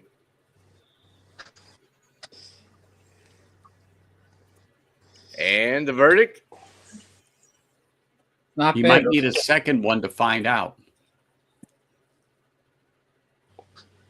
It's definitely not heavily peated at all. No. No. Would you say it's probably like Loch Lomond peat or Highland Park? He has no idea what that means. Well, Loch Lomond would be on a scale of 1 to 5, 1 being low, 5 being high. It'd be about a 1. I haven't really ventured into the Scotch area, so with peat, so this is like a new. Like I've tried one or two things and they've been heavily peated, so I kind of stayed away from it. Oh yeah. So But we're from the heavily peated to that. What would you say? I know that's not going to be in that realm. correct. Okay. But I really can't. I don't remember exactly what I had that was heavily peated because So it was Ardbeg, a long time Lefroy, ago. I kind of stayed away from most of it because He was drunk. that too. well, you know, No, I'm just everybody wondering if has he that likes problem how once it or twice tastes. in life. Yeah, this I like. Okay. I like more of this. Yeah, once or twice, I think everyone's been down that road. Okay. Now, I have to bring somebody on. I got to give him a second to get ready. There you go. He's all set. Let me just make sure. Yep. He's all set. He's there. That's all I wanted to say. Okay. Now, this is true royalty. This is true royalty here. Here he comes. Well, I don't know. That may be too much of an introduction there, Anthony. Appreciate it. Rosie, Sean? Hey, Sean. Cheers, fellas. What can I say? You Yeah, know, I had to put my good hat on. I was just wearing a ball. I was why I stopped. I knew what you were reaching for when you realized the faux pas. You know, Ben It has been a a pack. long weekend. Yeah, it's Sean's royalty, he's the bastard prince. Z-Man puts his hat on. that's it. Jim, That's I a always hat? give a pass. It So looks like a do-rag. On No, Z-Man. that's his that, Ben? beanie. Z's working on getting his waves going. Oh, That's I got you. That's a fucking. It's a beanie. Hey, he's getting ready to put his hair in curlers for the night, so he gets That's up and it, work. yeah. tomorrow. Hey, Larry 3R, James Morgan. Cheers, everybody. Z-Man rubbing on the activator right now. Something's getting added to the pile here. There you go. That's Those are he incredible. made prison Yeah, baby. do-rag so the convicts don't beat him up. So, question: is anyone disappointed tonight? No. No, Fuck no. Okay, Here you go, Anthony. You know we're what, all, Jim? we're all in the, Come all in over the same here. I boat. didn't have a oh, dog in this thank fight you, to thank start you, with. sir. Thank you, But- sir. I think you're up I to mean, 5 or 6. I may have to start thinking about actually dropping these off soon. And this just got a lot lower between pouring it for us and for Anthony. There you go.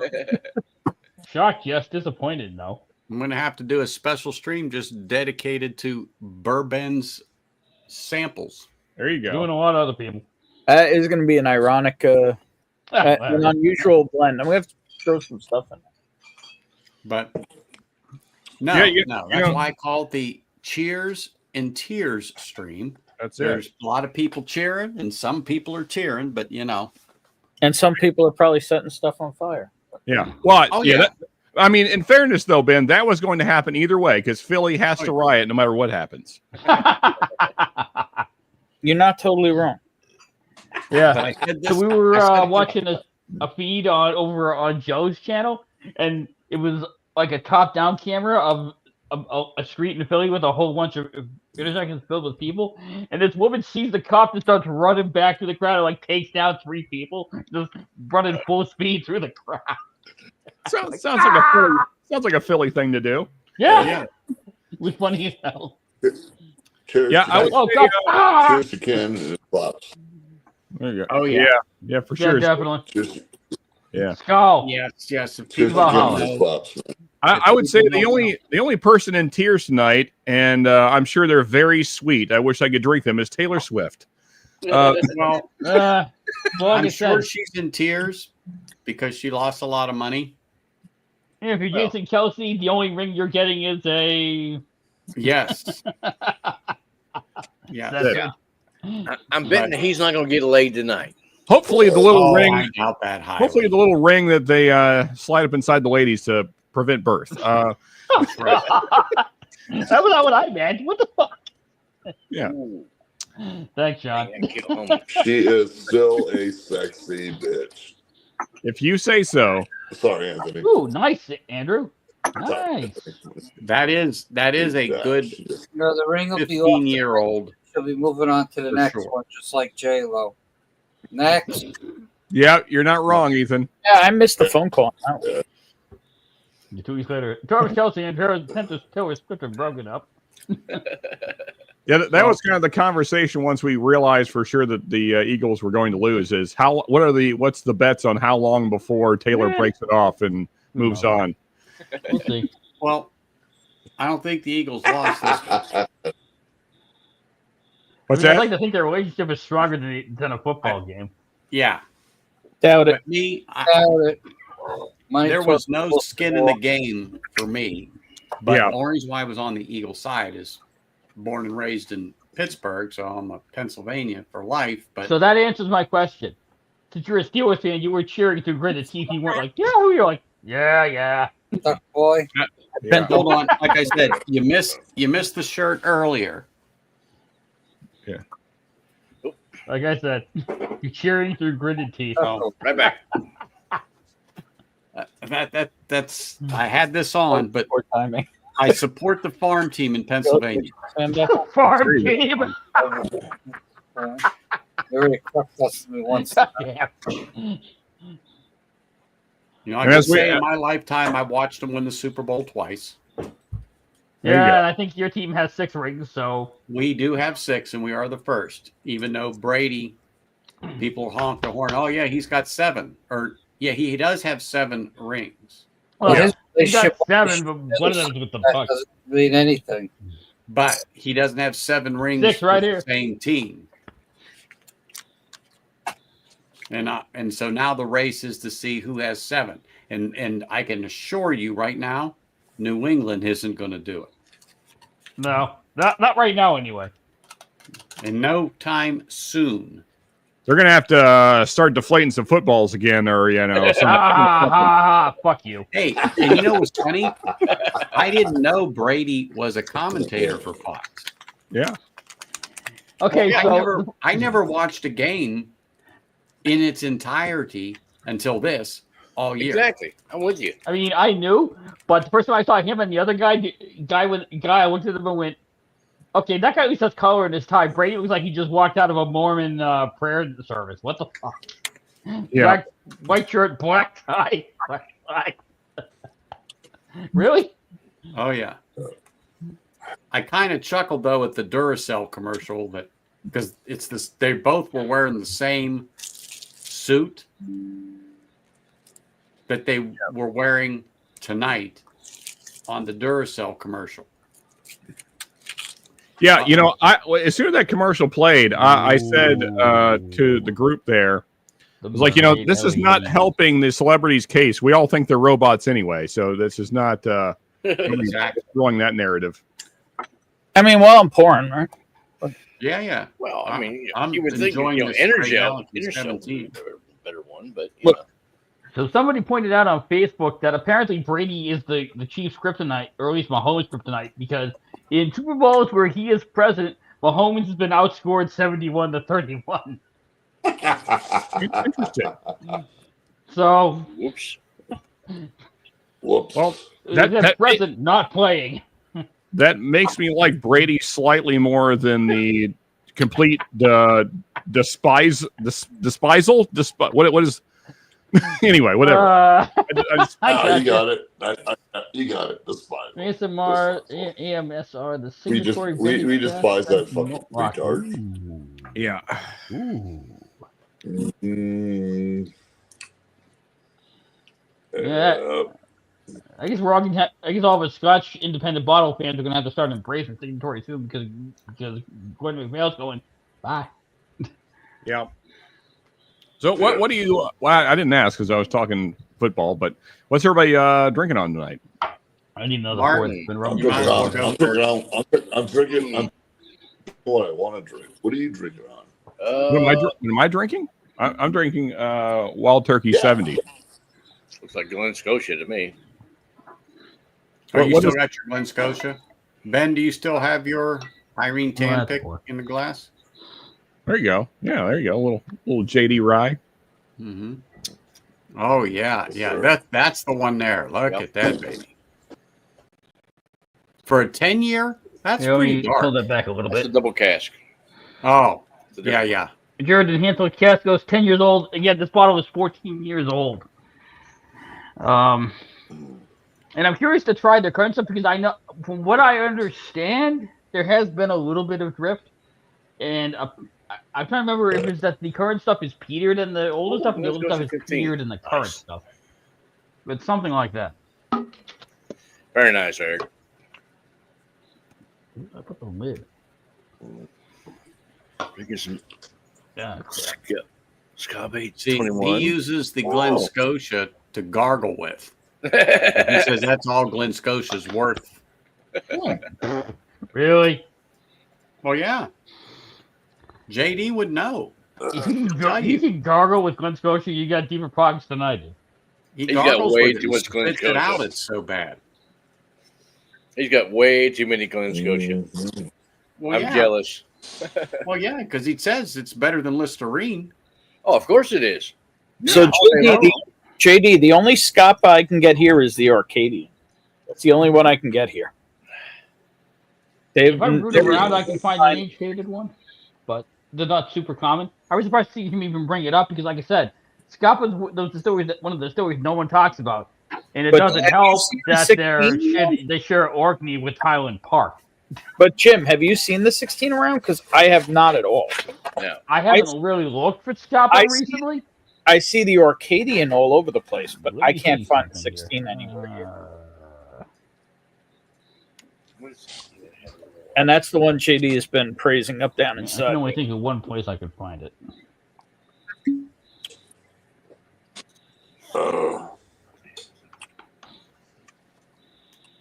I was just going to say K&L, JD. And there they you don't go. have it. They have Yeah, that doesn't help out here, though. Sure it does.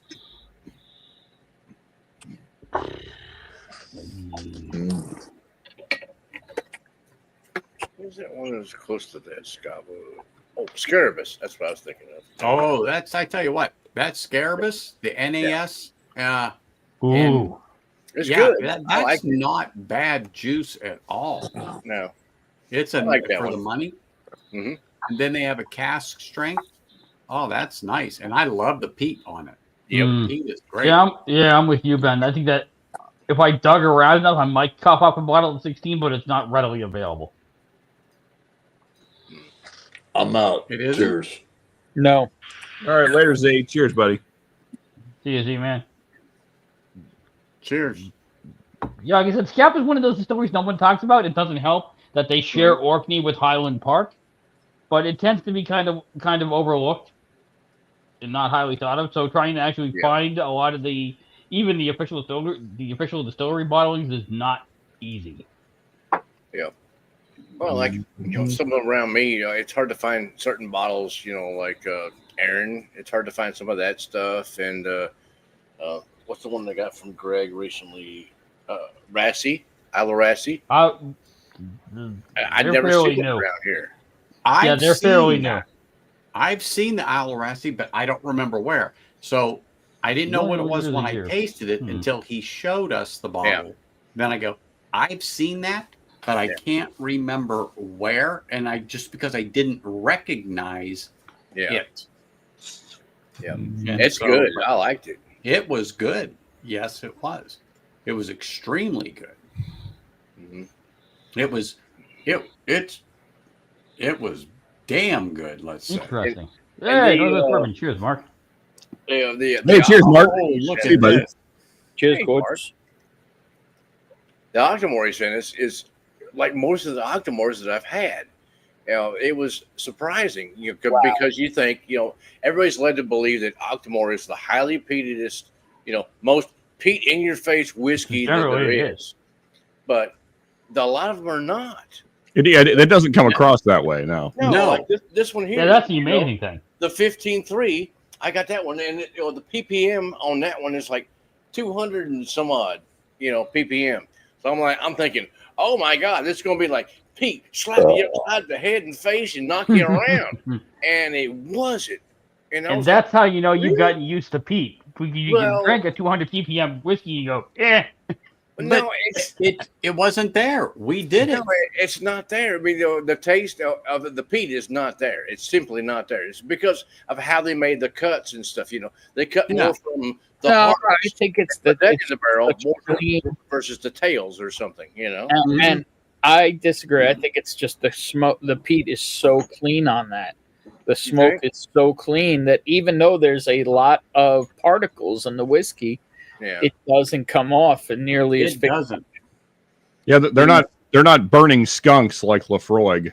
No. But see that we had Ah. that. What was it? The 13.3 or the 14.3? What was that from Greg?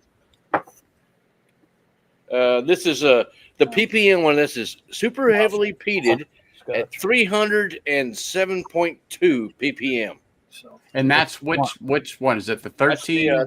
15.3. Okay. Yeah. And it is amazing because the one that we had from Greg was my first Octomore. Okay. I would not have called that heavily peated. No, No. that's the thing. Because I look at Lafroig, I look at Yeah. Ardbeg, I look Mhm. at Lagavulin, and I swear the peat Yeah. is more in your face. Port than Charlotte, that. stuff like that. Yeah, Lecheg, absolutely. Well, different ones. You think though that's heavily peated, and then you have an Octomore, which is supposed to be more than all the rest of them. That should be like a monster. Yeah. Yeah. It's not. It didn't beat me around the head and shoulders where I was expecting to be beat around the head and shoulders.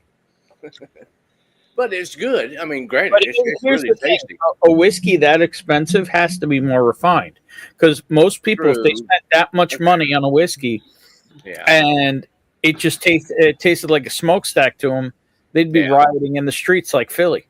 And that is the problem with Octomore. Octomore has reached a price point where everyone's just like, this is fucking stupid. Yeah, they've kind of priced themselves out of the market at this point. Exactly. They have. That King's County to your right high test? Or Well, Which is unfortunate. But it is Larry very. R3 speed. Yeah. Or this one. Oh, and Sean, you remember when Moose sent us some samples? Yeah. This Oh, yeah. 135. Yeah, I mean, Oh, the Octomore was my favorite. Oh, Yeah. that it's excellent. stuff was so good. Coleman.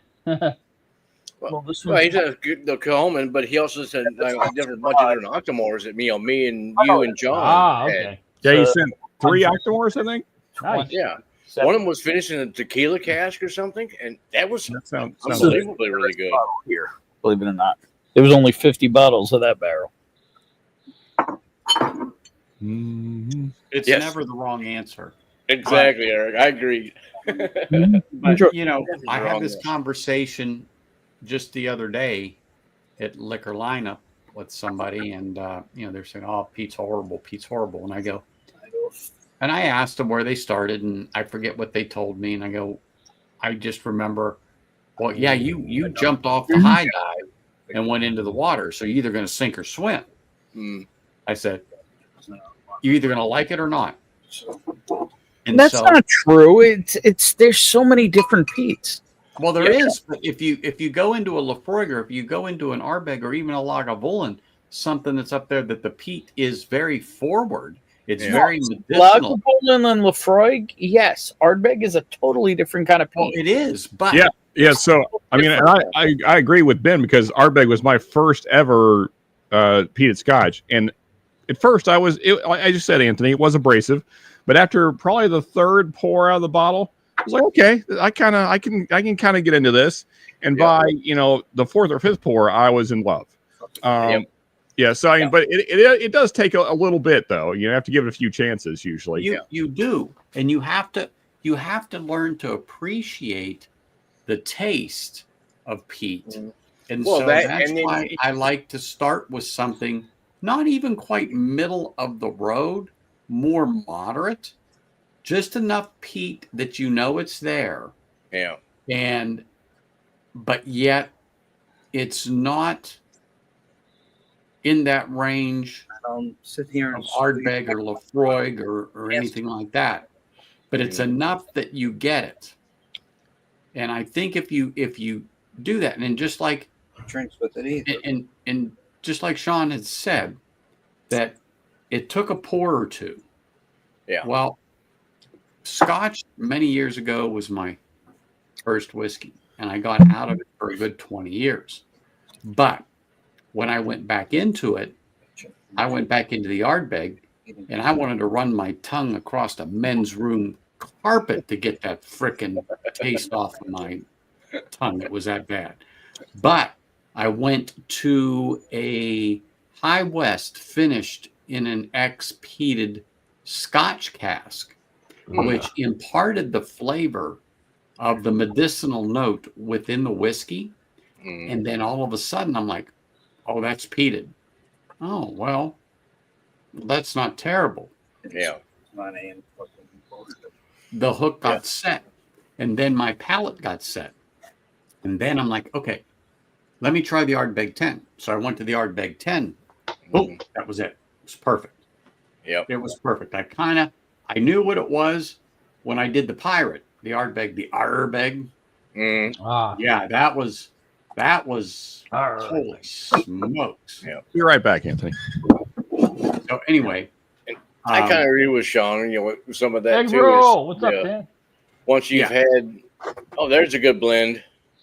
That's another Irene Tam pick. One thing I will say is I would never start anyone on Lefroy or in them on Lefroy. Wait, Anthony, have you had this one? No. I have none of those picks. Okay. That's a good one. Yeah, no man, what's up? I mean, on the same. And that's the next point I wanted to bring up that Eric said. Ounce to ounce. Kilhoman is a very, very clean, neat peat. And they're a young distributor. Until you actually have it, it's hard to understand. But Sugar Kitty's the one that brought me to the light with the phrase "a clean peat." It wasn't that deep barbecue or ashtray or tire or medicinal type of note to it, especially the Machier Bay. Oh my goodness. Yeah. That was it. Oh, look at this. Look at this. Look at this. Egg roll is in the house. Egg roll. What's up, we gotta Dan? raise a glass to egg Dan. roll and say, cheers, brother. Cheers. Happy treats. Appreciate you coming to say hello and smashing that like button. Whoops.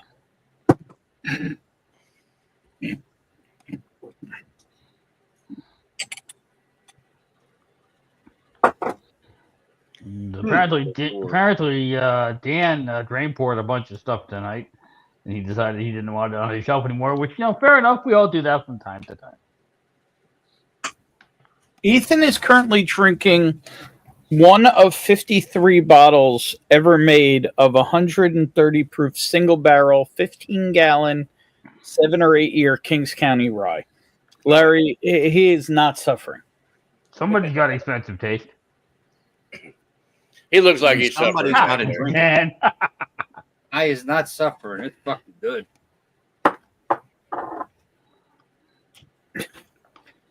Why are you packing everything? Is it for the renovation, Dan?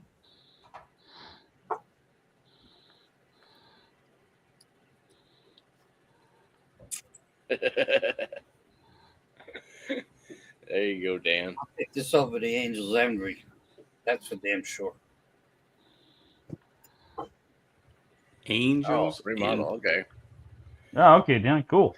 Yeah, that's a pain in the ass. Been there, done that. That's a yummy Pete. I don't know how he would handle this, but I like it. I like it. You want to go into Pete? Oh no, you got the yummy Kings County. Never mind. Yeah, I'm not. That's your finishing move. Yeah, I'm not gonna corrupt that Oh no. another No, time. no, no. Mm-mm. Don't destroy my palate after I'm enjoying this. No. Yeah, I mean, if it was a whiskey like Mortal Kombat, then Yeah. I really can't be like one of the mini bosses with a bunch of hardcore finishing moves. Finish him. Finish him. Babality. Friendship.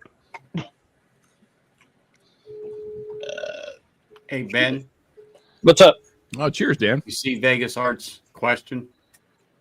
Ben is that King County and the Empire. It is a single barrel 15. Here, I'll want show the it. bottle? Yeah, let me show it.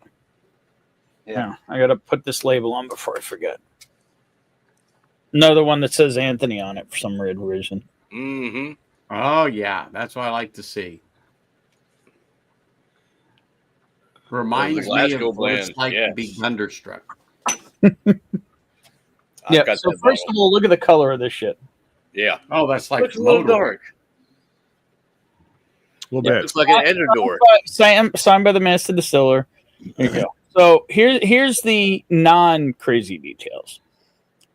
Empire Trial Strength Rye, 63.7%. But here's where the craziness lies. 15-gallon char 4 barrel entry proof, 110 proof, barrel proof, 127.4 proof, 7 years or 6.5 years. Sorry, 6 years, 209 days. Angel share, 30.4. Damn. Yeah, this stuff sucks.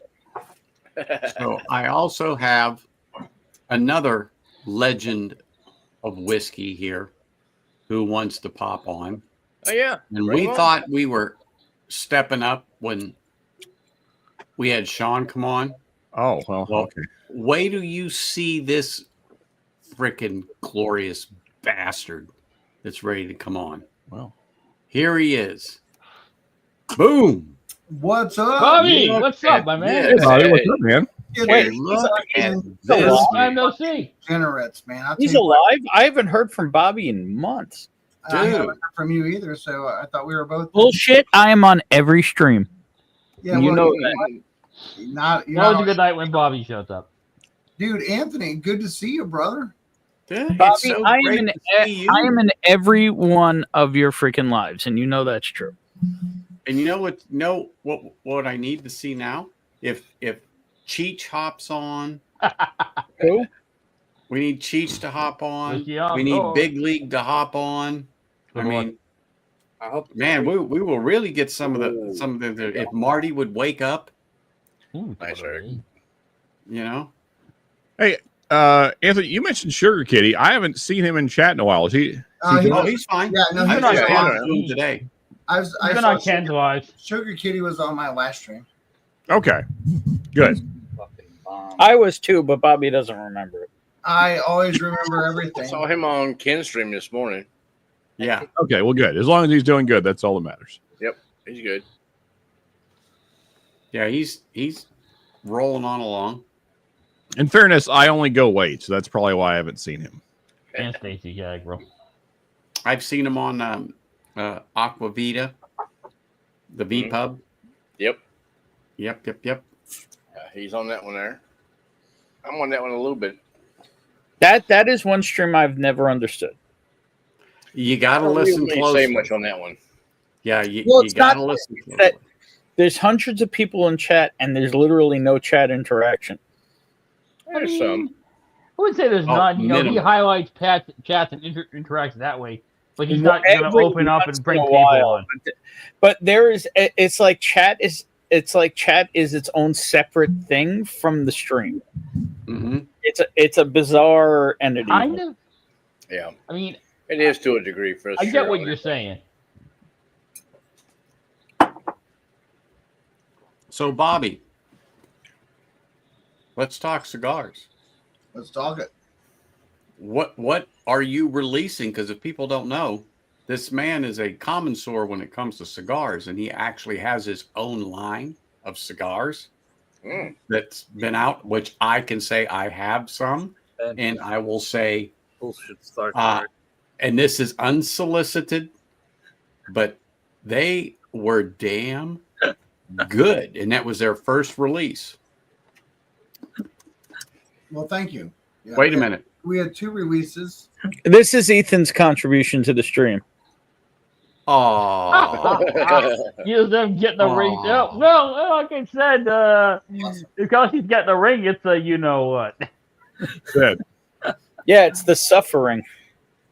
all right. Go ahead, Bobby. Yeah, You need to hit your be more funny. Our release is going to. So we've had 2, right? We had the Uncommon Valor that was our premium stick that was kind of more towards a medium full. Yeah. That focused on what you would find in a premium stick, right? A premium cigar should be like really presentable to the masses. Now the ton was more of a full, which and I will say yes. to the experienced cigar smoker, they I have not had it. lean towards a ton, right? But I've had a 50-50 back.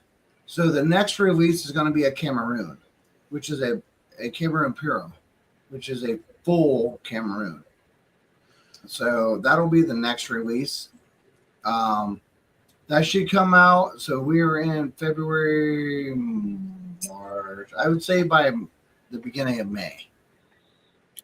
And then we'll have 2 more releases at the minimum this year. We'll have, 2 6 releases this year, which will put it at 4. Could be 5. It just depends on how the year goes. Because, nothing's cheap. It just doesn't work that way. Yeah. It costs a lot of money to do. But, we try to make sure that everything we put out has a common thought process. Is we're focused towards the cigar smoker, but we also want it to be something that you can enjoy that doesn't have like a really big ashtray effect, and you can smoke it where a lot of cigars might get hot. Ours don't. And I can vouch for that. There's a particular blend that you can do that can counteract that heat and ashtray.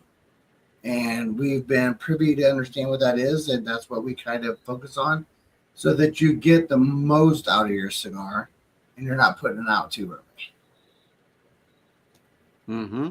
I can vouch for it. I can say that Uncommon Valor was extremely tasty, and I wanted to see. And if that particular one was good, then I feel the rest, and I'm saying this as a compliment, but we'll have to try to compete with that or beat that. Mm-hmm.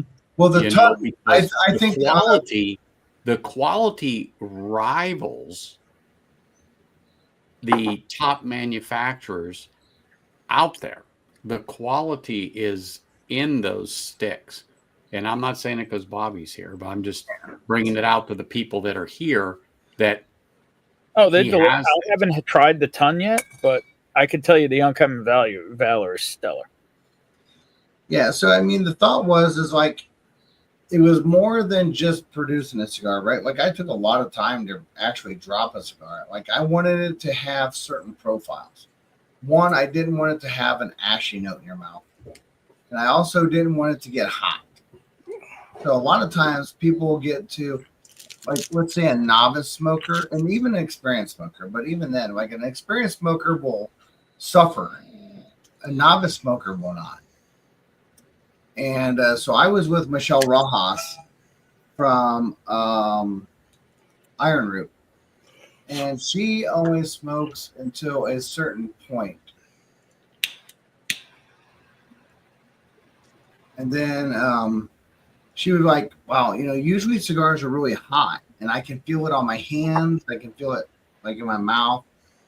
And she was smoking the Valor at the time. And she's like, I can smoke this all the way down until there's nothing left. And I was like, well, there's a blend profile you can do to do that.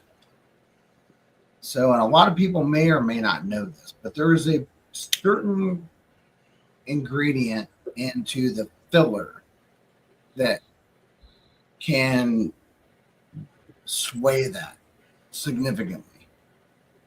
And so we always make sure that that is a component in all of our fillers so that people can get the most out of their stick. Now, the Valor is more of, to me, either a bourbon or a coffee cigar. Like, it's more of like a morning stick for me. The Ton is a full. That is a whiskey drinking stick. It's an evening stick, that is really nice, but it's only a Robusto size, so it's not really big. Now, I've been requested to release the Ton as a Gordo. So Gordo means that, like, in general, they want me to have a 6x60, 6-inch long by a 60 ring gauge. For those of you in the smoking community, you know that, like, 60 ring gauge can be a little bit longer smoke, but it's also a more breathy smoke. Where you might have a really good cigar that tastes really good, but in order to get the best out of it, you have to have a slow, steady, long pull instead of just having a puffing draw. So a long, steady draw to get that effect usually would be in like a traditional 54 ring Toro, where you go to a 6x60 Gordo, you don't have to draw as long. Yep. A little bit shorter because you're getting a little bit more air. If you know how to teeth it, right? Teething is an art. And if people don't know it, you can always ask. If you have questions, you can ask. But teething is an art. Understanding how to teeth to open up your cigar at the back end makes a ton of difference. So, but the next one's going to be a super full, complete Cameroon. Okay. And just so you know, when he's talking about teething that back end, he's not talking about chomping down to where you got some chopper marks in there to where they're about to break through all of the leaf. They're not going to break through, but you should see the slight impression. Yep. But if you're rotating, yep, you should be more of the idea that, like, let's say you do a V cut, you should see that V cut spread. Yep. And I was just going to use that same analogy, almost verbatim. If you use a V cut, you will see that. So I don't know if we should talk about that. Now, for me, when I was over in Saudi and stuff, I couldn't really smoke cigars or things like that very often, but I chewed tobacco quite a bit. Yeah. So, chewing tobacco is kind of like a cigar to a degree. As far as the taste and the flavor you get from it. I was raised in Western Kentucky. So, I'm used to, being around the tobacco fields, hoeing tobacco, hanging it in the barn, spiking it, and all that kind of shit. I've done all that shit. So I know a little bit about tobacco. And you don't want to go to the barn and roll you up a tobacco, stogie and smoke it. If you do, you're going to be surprised. Trust me. It's gonna fuck your ass up harsh. You only have to do it one time. Yeah, one time when you be like, I ain't doing that shit no more. This is what I'm drinking. Oh, yeah, Elements. Elements, nice. Yeah. That's nice. That's good with a cigar. I'll tell you what that's really good with. Oh boy. What the fuck? Jesus. There you go. Countdown to them throwing batteries. Nice. Normal. Yep. Everybody knew Philly would burn. Whiskey choker. Cheers. Hey, Whiskey Joker. Cheers, brother. Haven't seen you in a minute. Hope Yeah. you're doing well. Thank you for popping in. Oh, and this is a Oliva O G. Yeah. That's an Oliva G that I'm smoking now. The real I saw early. Yeah, kind of a box press. Oh, those box press are good. You know, one of my favorite box press are the Javas by Rocky Patel. Yeah, I'm Java. not gonna That infusion of the coffee bean into that is an amazing stick. And that is what Bobby was saying too, with the Uncommon Valor is a perfect morning cigar. That Java is. One that I missed now that I haven't seen in a long time. I used to smoke them all the time. Was a Vasco da Gama. Sure, nice. Okay. I liked that smoke. That was a really good stogie. That doesn't ring a bell at all with me. But I was smoking them back in the '90s, so you know. That's an older smoke. Like I said, I used to buy them by the fucking box. I'm trying can't figure out. I haven't seen them in quite a few years now. Your boy. Yeah. That's what we were talking about when I first tried one of the Opus. Yeah, it's a good cigar. And that was in the 90s. And I thought it was good, but it certainly didn't set me back on my heels. And especially back then for like $10 for a Robusto, which most people look at and go, what? You're crazy. So you're talking 96. Yeah. Bobby was still over there on the island in 96, right? Why is it this fucking bottle so hard to? I used to get some cigars from Kentucky. It was aged tobacco was aged in a Blanton's barrel. Anthony, were you asking me when I was in like Paris Island? Yeah, you were still there in 96, weren't you? No. I was there in 91. There you go. Okay. I was out of the Marine Corps in 96. I had already been out. Yep. I thought that was your last year. No, 96 is when 95 is when I came back from Bosnia. I got out in 95. I got out in 92. Yeah. And he hasn't looked back either, Bobby. Heck gone. Dude, I mean, I loved it. I love everything about it. You know, it's like right here.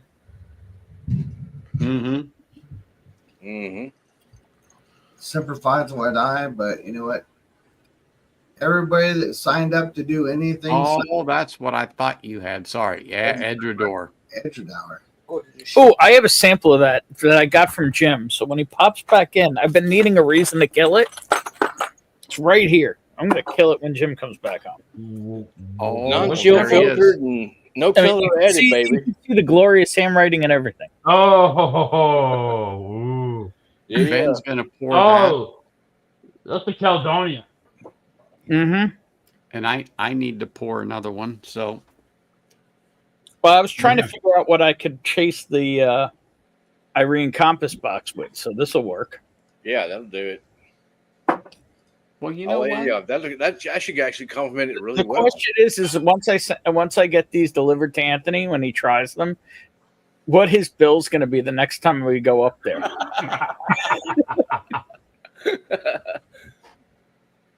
He'll be hitting you up for, hey, can you give me that Irene Tam pick? Come on, hook a brother up.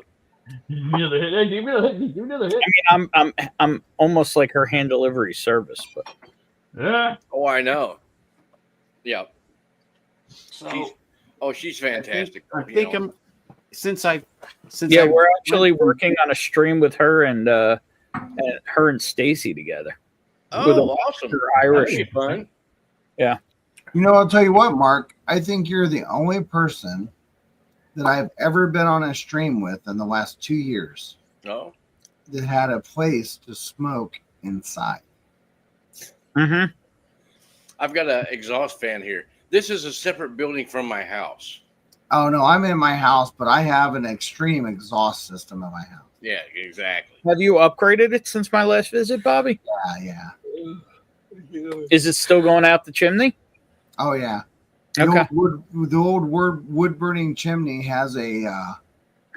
It went from like a regular like high speed fan to Inline. a higher level industrial. Do you still have the one behind you sending it though? So no, I just used natural airflow, right? I just use a crack in the back porch. Like I have sliding doors to go back that creates a vacuum. Yeah. I just pop it. I literally just crack it. I don't have to do much. I just crack it and it creates an airflow. Well, as I've told you, hopefully if Mom's okay, and maybe that way sooner than you would think. But she's got a long road right now, so we'll see. Yeah. No, I replaced that with that, and I opened the flue to full, and just put an industrial fan in there. Yep. Although I miss the garage days. The garage days were fun.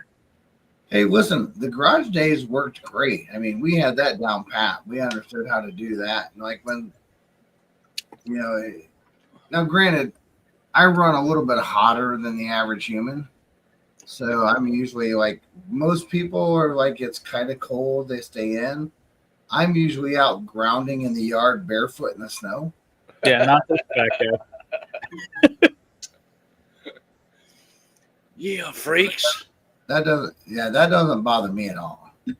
I was grilling shirtless on my side porch today while it was sleeting. Dude, I was grilling today too in the ice. That was great. great. Grilling steaks when we were having an ice storm today. I was grilling too today, but it was sunshiny and bright. It's probably been years since you gave this to me, but thanks, Jim. You can suck a big fucking monkey. No problem. So since I started off with an NAS, then went to a 13, 17, I figured it's time for an 18. There you go. Pilot Park full volume. Oh, that's a little full volume here. Isn't that a 19 technically? It's open. No, You I should said, know. isn't that technically a 19? Technically, it is. You're right. You are absolutely because you picked it. Someone's always got to be a douche. I get it. And brought it. Somebody. But Ben, Somebody who made sure he you don't had have to call him out. It could have been an 18. so I'm Probably gonna, this guy most of the time, but I'm gonna that go guy ahead did. and Literally, enforce Bobby, something. as with your Highland parks, they arrived via some fat bastard. That's it. But the thing is with my Highland Parks, I'm just like, this is good shit. And I don't like say what it is because I know that like someone will be like, oh, well, technically. This is the second time just this weekend we've had a conversation about Ben being a lovable asshole. I mean, the facts are facts. Yeah. I mean, most people hate me, but whatever. No, So I figured hey, Ben. since Ben is on, this would be the most fitting time to port because I opened this with him. Mm-hmm. Who's old boy behind you like half asleep? That's my cousin. Oh, hey. Hey, The mafia, the mafia enforcer. Yeah. He's the guy with the ball bat. It's Ben's security in case anybody breaks in the front door trying to get the whiskey. all you gotta do is like Kick creep your in ass. there. You just gotta creep in there really quiet. Yeah, there you go. Just don't disturb him, and then you can get through this. Don't disturb him. As long as you don't fart in front of him, you're fine. All you gotta do is walk in like da-da-da, Hey. da-da, da-da-da-da-da. Oh, funny somebody has to show up unannounced. Maybe leaving in a body bag. Like I said, mafia enforcer. I would just like one pour before you shoot me. Please. Can I pick it, please? Yeah. That one.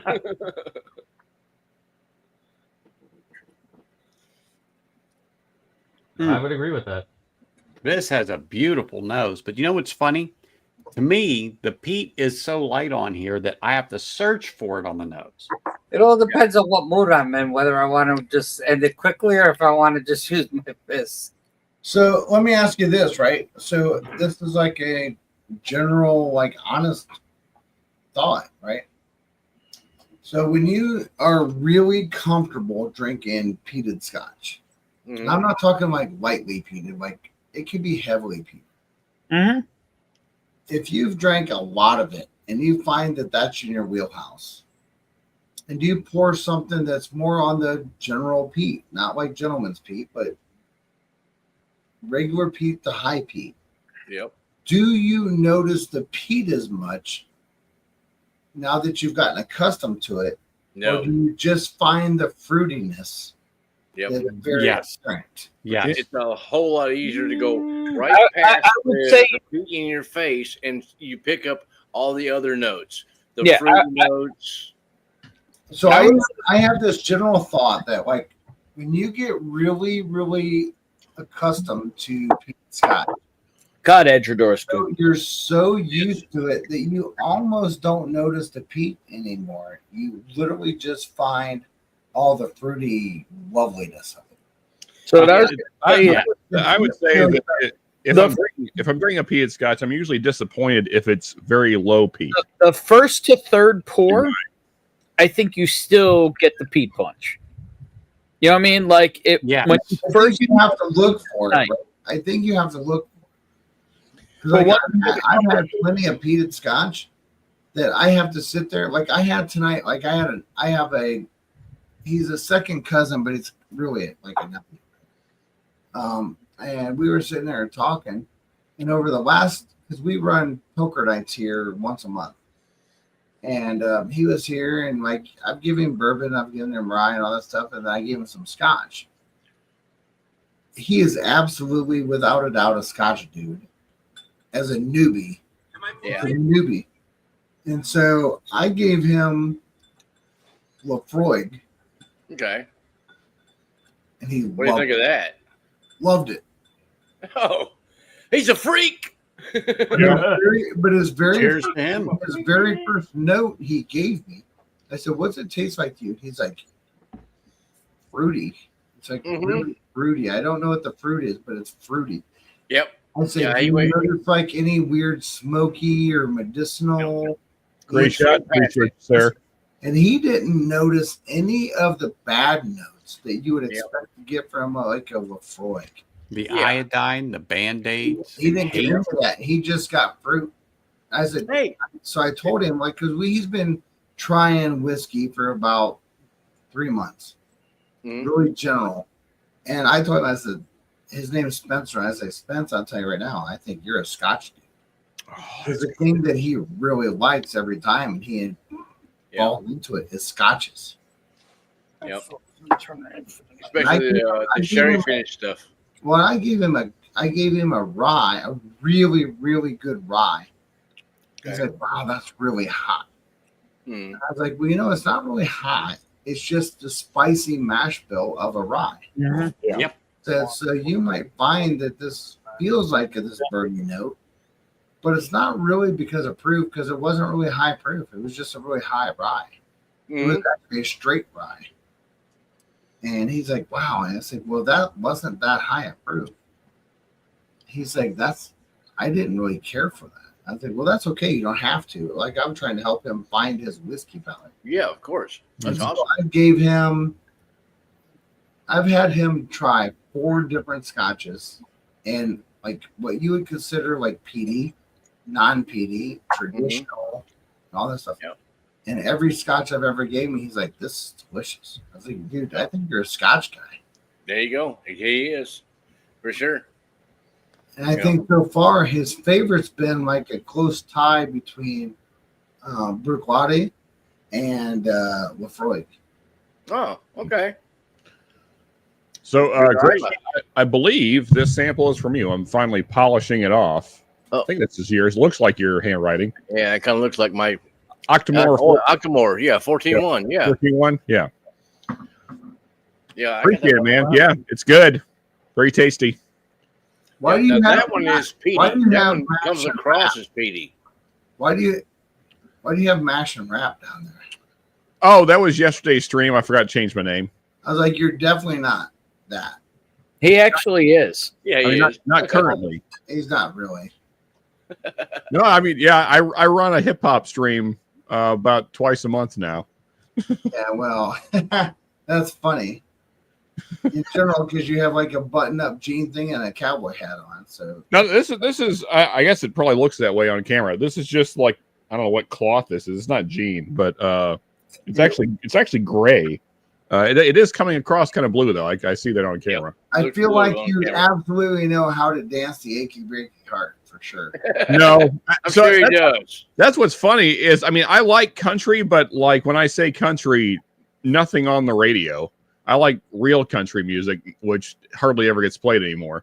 And, Well, you and got I your would not put 45 Billy. I would miles not put per Billy hour, Ray right? Cyrus in that group of real country. Fuck no. Dude, I was raised on like so old country that even like my generation had no idea. Oh, look at this. Sorry. Who's Look coming? at this guy. Boom. What's up, brother? Hey, it's one of Kent's regulars. Yeah. Well, Yeah. I did a Yeah, double Bob. take when I saw the name pop up. So There I you got go. to raise a I glass can to agree him. with that comment. Cheers, sir. Highland Park was one of the first ones that got me really into the peated aspect of Scotch. You know, because it's such a light peated. You know, being in a Highland, and you have that that floral note with the peat versus like a Lafroig, you know, where you have that there's a whole lot of ocean and medicinal notes and things like that in that peat. It's a different kind of peat. You know, the Highland Park stuff. Being the Highland, it's a lot lighter. Peat, and you get like lavender notes and what is that thing? That moss. Shoot, I can't think of the name of it now. There's so a little floral note to it, more so than your Isla peat and stuff. So, Mark, remember when we did that stream a couple of weeks ago with Marty? Greg dropped off those samples to us. B was the heavily peated, not Kilhoman, Campbelltown. Kilkerran. Thank you. How to get there? I was like, phew. Okay. You didn't pick it up, and Marty didn't pick it up that there was peat on the nose. It took me a minute, and I kept saying, no, I'm getting a slight medicinal note on the nose, which would remind me of Lafroig. I said, but this isn't Lafroig. There's no way. And then, but the vanilla was so strong. But so goes back to our conversation earlier about peat is, for me, peat isn't off-putting. And I can go past the peat and pick up that fruit, the vanilla in there, the heather should be or / That's what it was. honey notes in there, because the peat is just there. That's the note I was looking for with the Highland Park stuff, is that heather note. Yep. It's like it's really light, it's like a purple flower. It's that note. It's not lavender, but it's kind of close to that. There's a it's floral. really light floral note of peat. Yep. With the Highland Park stuff, and that was the one that got me into peat. Really, for the big part. Other It's a than good Lafroig lore, I had tried that one because of that guy over there. That guy, he sent me a fucking sample of Lafroig lore, and plus I had tried Lafroig 10. Wasn't me. And I was like, oh my god! Yeah, and it definitely wasn't me. It's Band-Aids. It's you took Band-Aids, you soaked them in mercurochrome, and you set that on fire on the beach, and you put it out with salt water. It wasn't me either. You poured the whiskey through Cheers, that. Andrew. That's what it But I do tastes like You're lore. like, oh my god, this is fucking horrible. How can anybody like this shit? Now I've got a bottle of Lafroig now. You know. Well, here's the thing, Mark. But- I would not send you Lefroy because I like you. Yeah, exactly. But that was the thing. I had looked through. I had won some samples from Jim, and I think he's like, look through what I Bugaboo have, and try some different things. And I'm like, okay, I want to try the lore because I've tried It wasn't the me. 10, and then it was horrible. Oh yeah. But Yeah. I want to try the lore, and then I think think Bugaboo in 16. Yeah, and the Lagavulin 16. Yeah, huge fucking changer. I mean, that Hey, one was. Hey, Anthony, I got a question. Oh my god, that's really good. Quick question. So on YouTube, like I've been off of YouTube for a few years. Okay. What is the requirement now to get to the point of being able to be like super chatted and all that kind of stuff?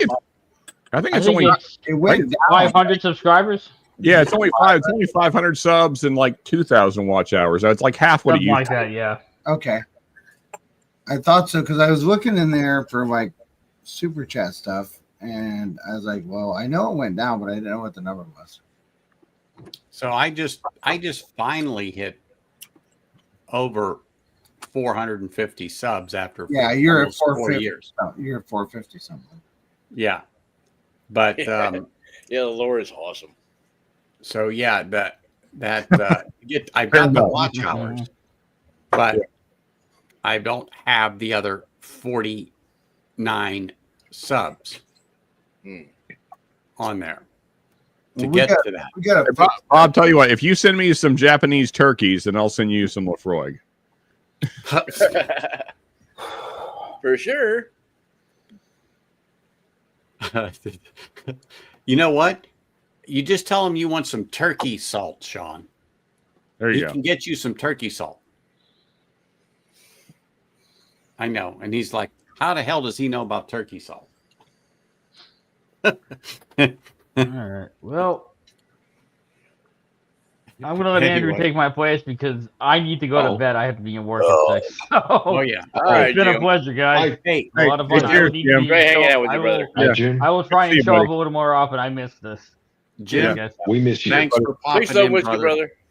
You always have a spot on the stream. Cheers. He bailed quick. Oh yeah. Well, he said he was going to be 30 minutes 2.5 hours ago. Yeah, I know. That's Jimmy. That's Jimmy.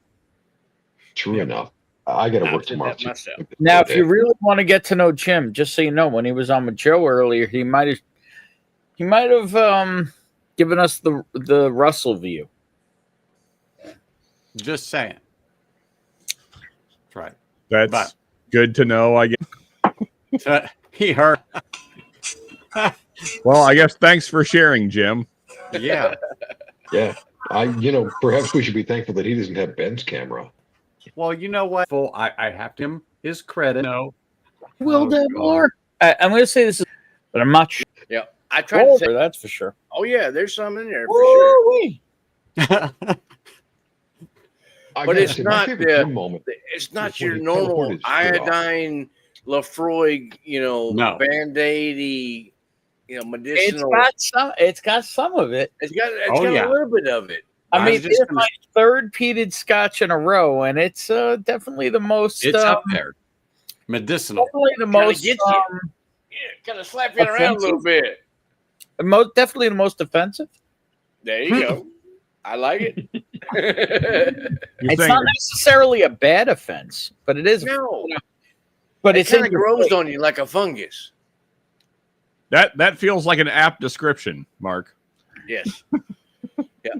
And it did for me. I mean, the peat, it kind of, for me, it kind of grew on me a little bit. I had to my first delve off into peat, I jumped feet first into Lefroy 10.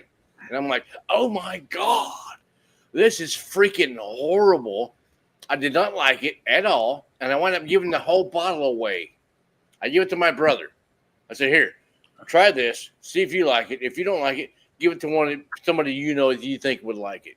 And he tried it, and he's like, oh my God, this is bad.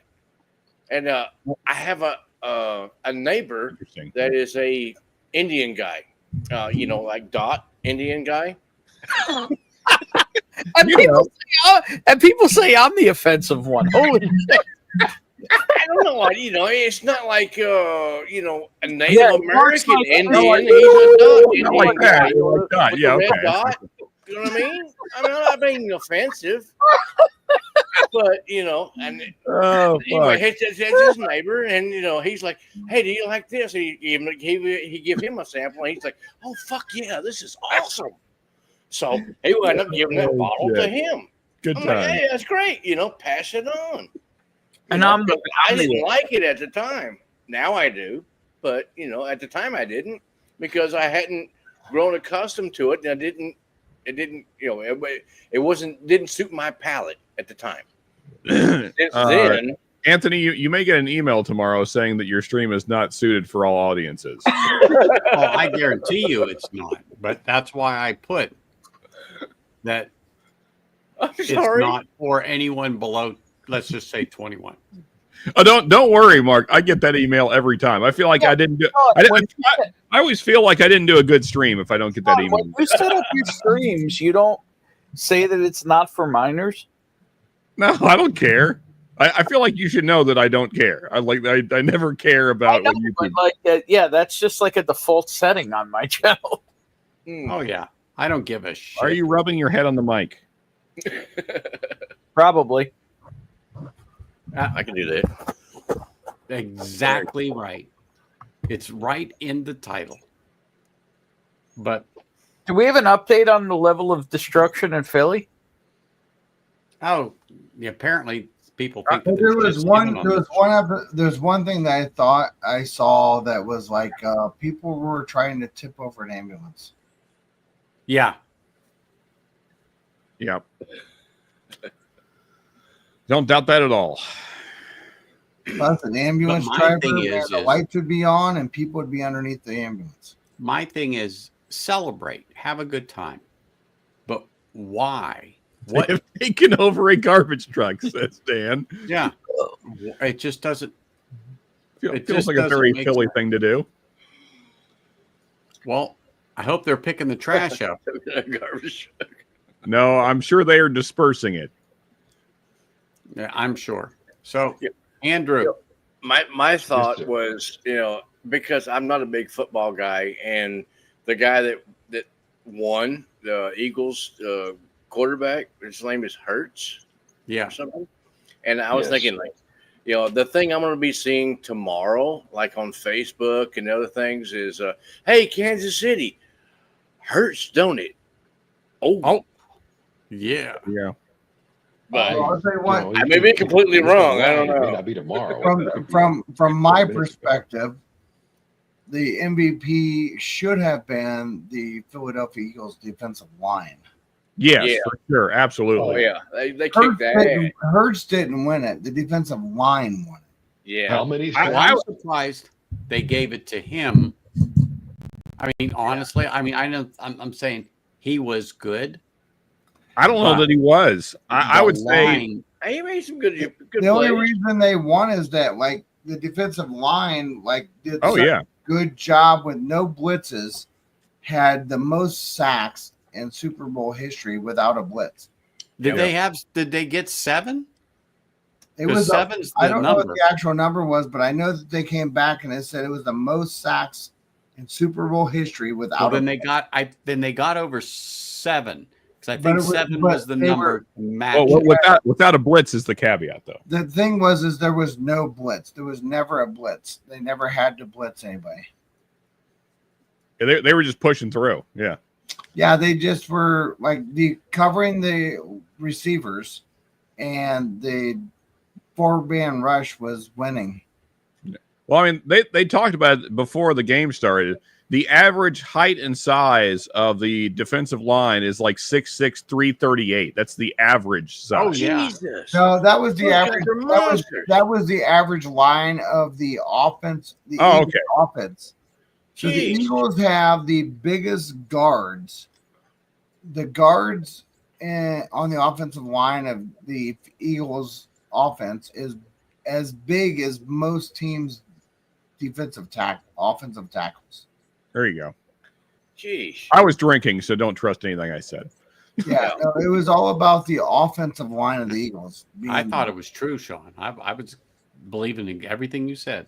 But either way, the defensive linemen on Philly, they are some giant boys. There's no doubt about it. They are big fellas. Dude, Saquon Barkley didn't even move the ball, but they put it in the hands of Jalen Hurts, and he came up big enough that he made the passes he needed to do and the runs he needed to do to win a Super Bowl.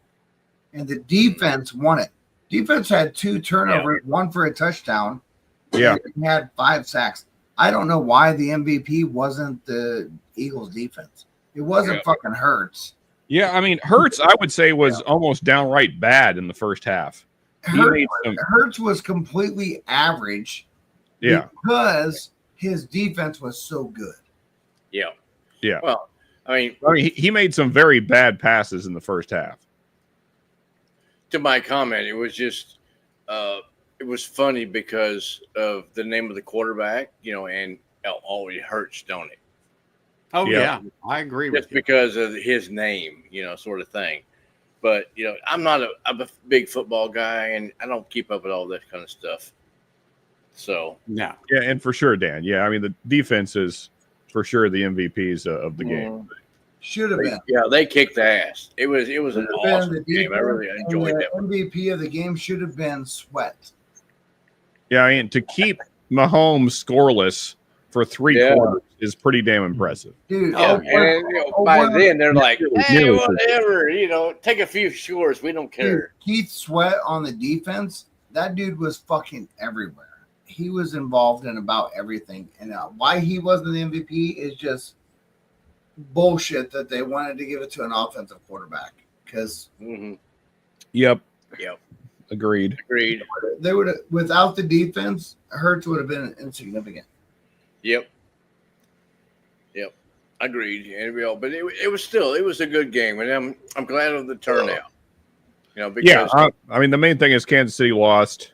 Yeah, so that's all that matters. Another 3-peat, and this. That, I wanted Kansas City to win because I wanted history. I wanted the history. I really didn't have any skin in the game. I just wanted the history. I wanted the Chiefs to dethrone the Patriots. Hey, I won $25 in the pool, so good. Well, there you go. That's all that counts. I wanted someone to break the 3-peat curse. Now they're the first team ever in NFL history to be in a Super Bowl to even try to 3-peat. Yeah. Okay. I'm curious. I'm sure Orlando's being facetious, but why would Taylor Swift be the MVP? I was really hoping for a nice close-up because she makes more money than all of them combined. That is an unfortunate fact. Yes. Which, she's absolutely worthless, except for she has a lot of worth. Yeah. I agree with that statement at the end there. Yes, I absolutely, positively agree. They knew there was no way. Give them an extra point so it doesn't look like it was really terrible to get it up to at least, 22?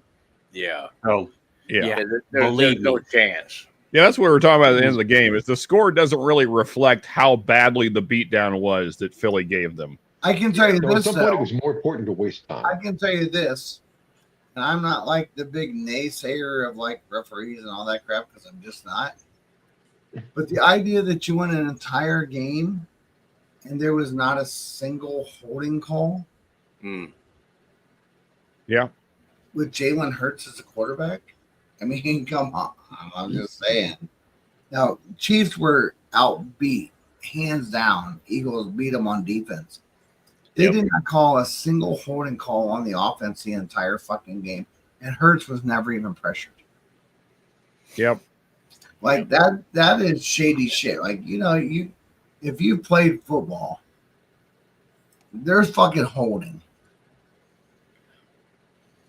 Yeah, a little bit here and there. They didn't call a single fucking. Are we starting a conspiracy, Bobby? Because I love conspiracies. Truthfully, I think there was. I'll be honest with you. If you want a conspiracy theory, I think the refs had been beat up all year by all the conspiracies that they were for the Chiefs, that every single call that they could do against the Chiefs had 500% holding calls to 0% on the Eagles. Yeah.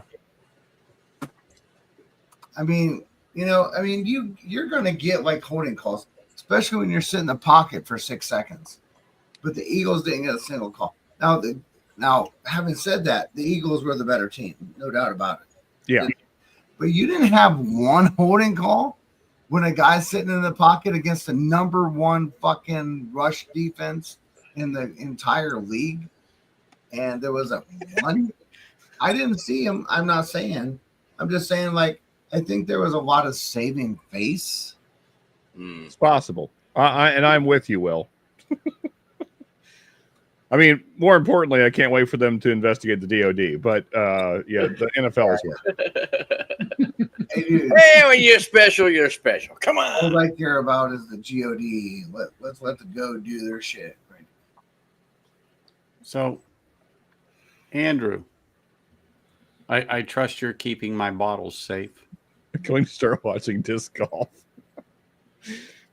What? Oh, What about disc golf? I love do have disc a few golf. for you. Yes, I just want to make sure they're perfectly Oh, safe. there you go, Orlando. I'm with you. They are I love perfectly disc golf. safe. I a couple weeks ago, I texted you, and by the time you saw it, you were about to go on. But maybe next weekend. Yeah. Yep. Well, actually, it's one of those things where I had set my phone down. I've been in a bad habit of that. I set my phone down, put my watch on the charger, and I just don't hear it for an hour or more until I go over and sit down, and boom, it lights up because I moved the chair that it's on. I'm like, so, look at this, look at this, look at this. Interesting. Oh, Woodward. Well, he must be going to pour that in a glass and get rid of it because it's just collecting dust. You know, Bobby, that's a bottle I've eyed many times and never pulled the trigger on. This was the very first release of it they did. This is batch. This is number 69. Hey, Like a 16. Mm-hmm. I've had this bottle for years, and I just discovered it about 2 weeks ago underneath the bar. Like, I don't really touch anything under the bar. I go to the shelves and that shelf and like everything else. And I was like, dude, I still got like the original Woodford malt the very first year they released it. Mm. And, it's good. It's really good. It has like this weird apple note on the nose, but it doesn't have an apple on the palate because it's malted, but it does on the nose. It has like a cut apple. If like you cut into an apple and smelled it, and I think it'd be more along the line. There you go. Yeah. Red Delicious. Oh, Glenn, is that Glenn Farkless? Yes. Glenn Farkless 25 London edition. What hell? The London is. You know what's nice, Andrew, is you didn't say just Glenn Farkless London edition. You went Farkless London. Yeah. Oh, nice. He does have a way of making everything sound sexier than it already is. We said it like, wow. He's made it like, what? How you doing? No, it's interesting. Like I got a voiceover with the vocabs. I am now the voice of an off-strip. I think Andrew was using some straight Riz right there. And 12 gauge. No, William Hall. Why do I have all these empties in here? Don't be shooting my disc with the 12 gauge. Dude, did any of you guys see that event that happened this last couple of days, where there was some people at a range where they were doing clays, and someone shot the opposite direction and shot a woman in the face. Really? How do you get that wrong? Yeah, I don't know, but fucking listen, ignorance. so one, she lived, and two, dude, the lawsuit she has is incredible. Yeah, but I mean, I mean, she'd have to sue the person because it can't be the place's fault. I mean, it's not their fault. All I know is they were doing clay, and someone shot off base, and she got 5 pellets in the face, and one of them is lodged back in the backside of her eye. They can't be searched. Wow. Yeah. Dang. That sucks. Dude, it was incredible to see. Like, she was a mess, but she went on to explain what happened and all that stuff. Yeah, I'd say. She was a mess. I was like, how do you go on the fuck? Like, I've been clay shooting for years. How do you shoot to the idea that you're hitting someone in the face? I know, really. They only, I mean, every place I've ever been, they only shoot the clays one direction. So Yeah, I don't know how you fuck it up so bad that you're shooting a person. I don't know. Really? The only thing I can come up with is they had to be like the shooting line, instead of being a straight line, had to be arched. Like, I'm just trying to figure out in my head. Someone on the far left shot, and this person had to be like on the far right, or vice versa. Yeah, exactly. She At least some was weird, she was a holy mess. crap. She was a mess. It's just wrong. I mean, she ain't gonna I've got my own gun range. So, I have cops and, constables and, people like that come to my gun range and shoot all the time. So there's nothing weird that's going to go on the gun range. This girl that got shot ain't going to get like Carrie Underwood money that like just. Oh, I don't know. Carrie Underwood, like, you guys are following the Carrie Underwood thing, right? Where she just made a fucking. No, I have no idea. So Carrie Underwood sang at the inauguration, right? Yep. There was a lot of hate done by The View. Well, The View is ran those by, bitches. So The View is ran by Disney. So she just won her lawsuit against. She didn't sue The View only. She sued The View and Disney. Wait, what did I miss? Who sued The View? This is always good news. Carrie Underwood, because she sang at the Trump inauguration. She just won $1 billion with a B. Ho. Damn. From Disney, because Disney owns The View, and she didn't sue The View. She sued The View and Disney. So what started all this? I didn't hear it. What did The View? So they were targeting her. They were targeting her because she was willing to sing at the Trump inauguration, and they're like whatever they are. I would say also because men actually find her attractive. They did a lot of defamation of character. They did a lot of terrible things and whatever they said. I don't know the nuts of it. I just know the results of it. So in the past 2 months, well, January to now, they were upset that she never gets confused with a cow. So between Carrie Underwood and Melania, I think The View / Disney lost like $1.5 billion. Get woke, go broke. There you go. Apparently. Well, you don't. All I can say is, stupid is stupid does. Why don't you talk about other shit? Like, talk about something that isn't going to get you like canceled forever and hated forever. Whoopi Goldberg has the nuts, indeed. Yeah. Dude, she is the nastiest fucking hoe bag on earth. She's gonna burn forever.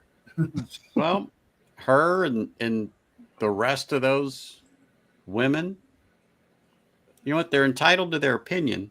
Yep. And like I would say, your opinion can be right or You're wrong. entitled to your opinion, but you can't go out there and say lies and false news and say things that aren't amazing. Oh, you can, Amazing. but eventually it will come back to bite you on your ass. cost the company that supports you $1.5 billion. Well, look, when you've got that stupid ass woke culture out there who isn't worth a fucking pot to piss in, doesn't deserve air to breathe, needs to crawl back under the fucking rock where they fucking come from and fucking jump up and down on it. I don't give a flying fuck about their fucking feelings or anything like that shit. They all can just kiss my ass. Yeah, I don't know if I've ever seen Anthony go this hard. I'm so happy right now. Dude, I am Anthony, so how much nicer would it be if we got a little bit medieval and just found people that were like seriously in the wrong for terrible things and did things that were bad? I mean, come just on. fucking hung them in the streets. People would shut their Stop suck and go being, about. You know what? so I know. butt hurt I agree. over. I'm perfectly everything. okay with public hangings. Oh, Yep. stop being. Has so Bobby been butthurt. listening to my stream? Dude, I've been saying this forever. Okay. Me too, man. You know what? All right. Get back to a good old fashioned public fucking hanging and watch people So- straighten up. Mhm. All right. Hey, but bravo, Anthony. Bravo, Bobby and Anthony. So both. let me I agree. let me just say this. Broadcast that shit on I got network off on a TV. tangent, but yeah, I'm sick of this feelings shit. Take your feelings and telling you, stick man. them up your ass Yeah. Yep. and just go about your business. You leave me alone. I'm gonna leave you alone. I There don't you go. care. I like to live I by don't care. the Ron Swanson handbook. It's a handbook. It just says be a man. I don't care. As long as you're talking about the Ron Swanson and not actually the guy.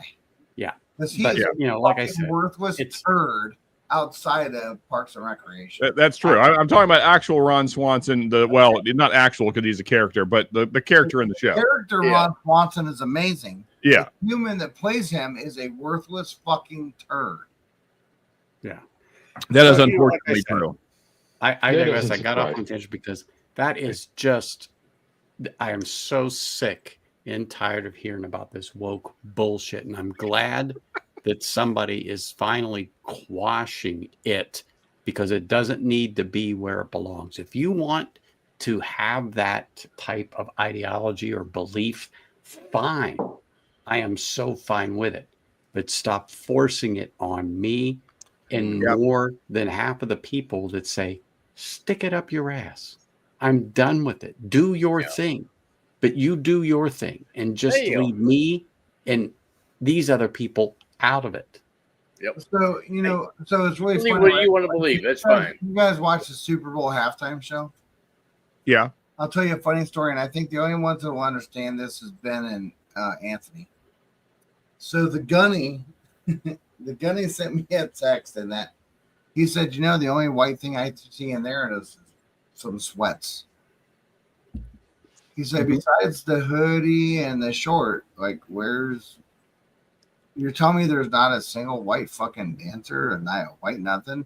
He's like, this is the boat. I was so glad I had to take a shit during the halftime show. Yeah, fair enough. Well, like I said, to me, that didn't even bother me. I could care less. Could care less. Dude, But you when- know the when uprising you that would have preach- been if that would have been an all Caucasian halftime show. Well, Fucking, it would have been fucking absurd. Literally, like I people said- would have lost their fucking mind. yeah. Well, like I said, everyone's entitled to an opinion. One opinion's right. Where's a One deranged opinion's guy wrong. with a fucking Who hand cares? grenade when you need him? Yeah. Fuck off. But I mean, it's just that it's just gotten so ridiculous that I get sick and tired of it and having to listen to it. And I don't want to listen to it anymore. I just don't. I wanna completely listen. agree with that, Anthony. I agree. So the best thing I could say is, cheers, everybody. Let's just have a Indeed. drink. Yeah, and, Let's just have a cheers drink. to that, man. Let me grab Yeah, something else. to let's drink. just have a drink. And like I said, sorry about the digression, people in chat. You don't have to No, know. hey, you know what, Anthony? As I said, I rarely get to hear you go off, man. I'm glad I was here for it because You know, the only thing that I can tell you from a guy that's never been shadow banned on any platform is you just don't publish shit when you say it. Well, you know, I'm very calm and mild and yeah, but there's just certain things that just rub you the wrong way. And Oh, dude. Yeah, you know, I'm once done in a with while, everybody gets their pennies in a wad. yes, we all do. well, you know, I We all mean, do. Jordan Peterson was saying this, 5 years ago. He said, I'm fine with you believing whatever the hell you want to believe. Just Yeah. don't make me believe your same bullshit. That's Yeah. where I have a problem. Like if you want to pretend that you're a fucking tree, That's fine. You can believe that. I don't care. Exactly. Just don't make me also play your stupid fucking game. That's where then we have a problem. Job to identify. I ain't bowing down to you playing, whatever. Sean, where's your T-shirt? Oh yeah, so I wore that T-shirt. It's dirty now, but I wore the T-shirt all weekend because of the executive order. There's no more pronouns, thank God. But so I have a T-shirt because I feel so strongly about this that says I identify as an attack helicopter. I sexually wearing that off stream. I sexually identify as an attack helicopter. To piss off all the wokies because and for those of you that don't know that started there was a girl that kind of does, I guess most people would call it right-wing journalism, I guess. But she started that meme and then it became a shirt and I thought it was hilarious, so I bought it. Fantastic. Yeah, so. Exactly. But I will say the Island Park 18 is just about gone. Is that the 18 or is that the that's the high volume. Full volume. Nice. Yeah. That poor sucks so much. Definitely not the Hawk Tua girl. Definitely not her. No. Yeah, the Hawk Tua girl. Yeah, she's as much as we can't stand her, we at least know she's a good egg. Oh yeah. Yeah, that's it. She puts in the work. We all appreciate that. All of us appreciate a Hawk Tua. Yeah, exactly. Yeah, so as Bobby's pointing out here, I was surprised it blew up as big as it did because I just thought that's how it was done all the time. I didn't know this was such a special thing. But apparently, some folks aren't getting the Hawk Tua, so that it was revolutionary for them. Oh, what a surprise! Yeah, wait, there's a better way to do this? No shit. God dang, I never knew.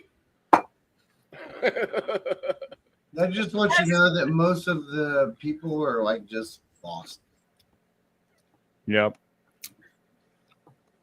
Well, I've done 2 Octomores in a row. I've now moved on to a Kilhoman 2021 Madeira. Ooh, nice. Well, I'm going to go to the Campbelltown heavily peated, to which it's not heavily peated, as they say. Well, I know. Well, I added a couple more. I've been let down so much. I added some more Campbelltown to your future collection tonight. So I'm going to give you guys all a cheers because I'm going to head out. It's like all right, almost 1:30-ish. Mm-hmm. It is. That is a fact. So cheers to you guys. Anthony, good to see you. Bobby. Dan, Cheers, brother. Cheers, buddy. Great Cheers, seeing you. And cheers, Bobby. Yeah, good hanging with you, man. Don't be a stranger and give us updates on the Bobby cigar. don't love me no I more. will. You'll know. All right. I'll Cheers see to you, sir. All right. Cheers, buddy. Cheers.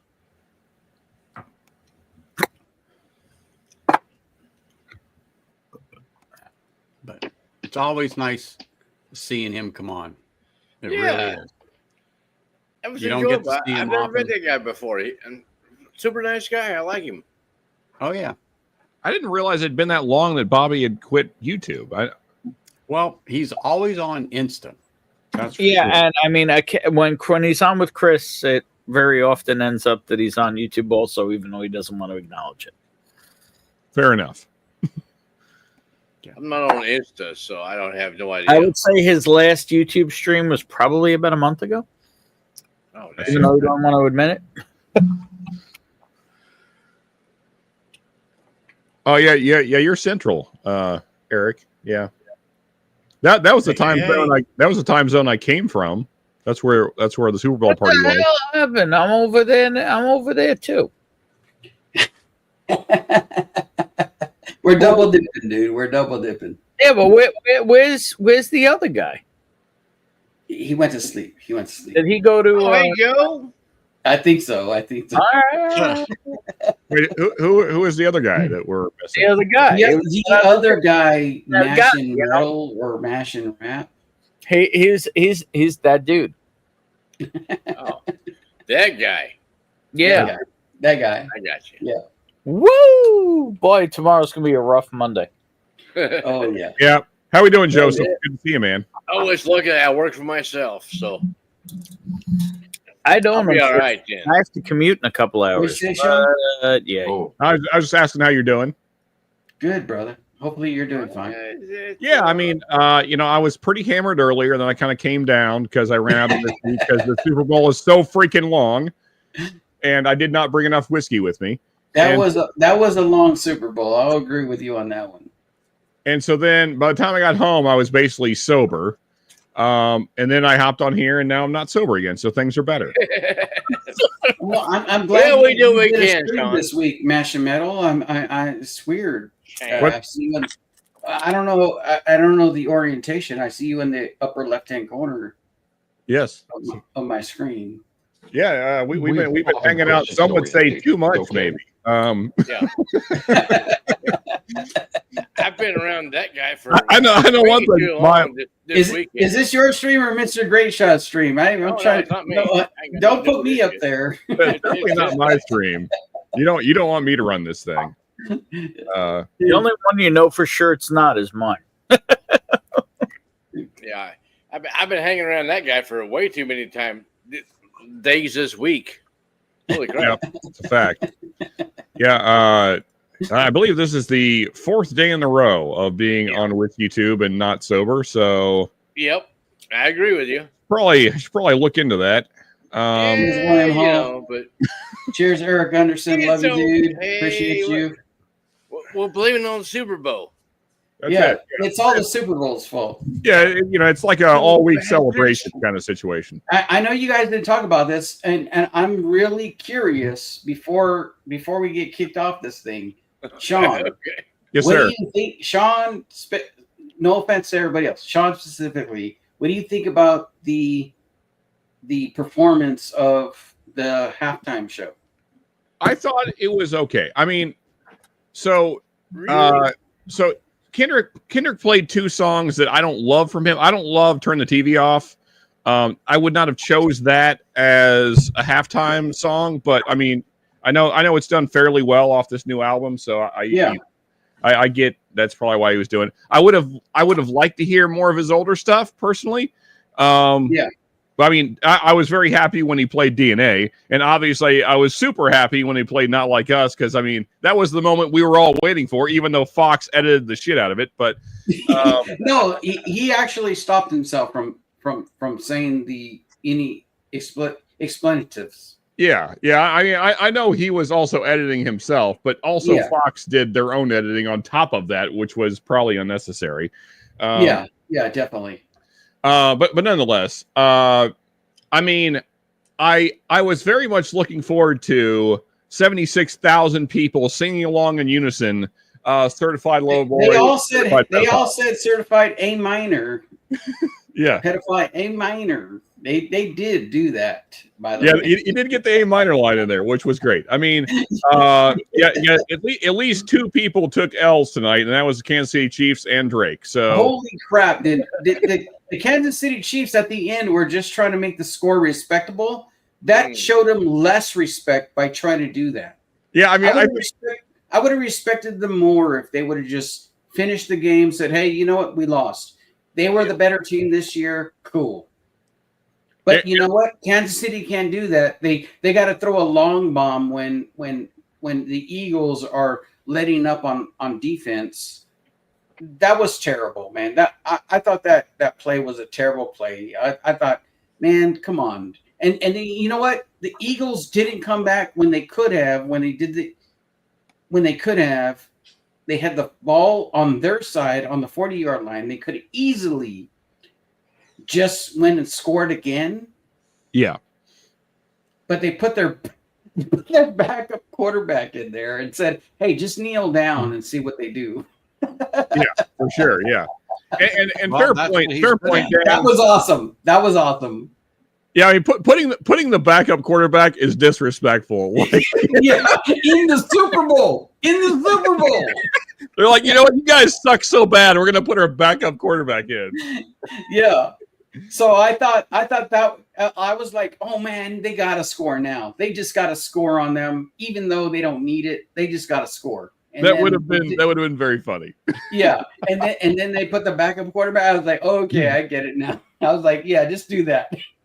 see what they do, and they And just let fair, the time fair run out. point, Dan. That turn the TV off did allow us to have the mustard moment, which was great. I mean, Mustard! Yeah, that was pretty cool. I would have liked to see him have mustard come out at the beginning of Not Like Us and done, even though it's not technically part of that song. I would have loved to have the mustard moment be then, but nonetheless. Yeah, definitely. But yeah, I mean, all in all, I thought it was cool. I would have the dancing styles that he chose for his dancers, I didn't love. I think he's done a lot more interesting choreography in some of his other shows. But so you were looking for a Mikhail Baryshnikov type dance style? I don't know who that is. It's I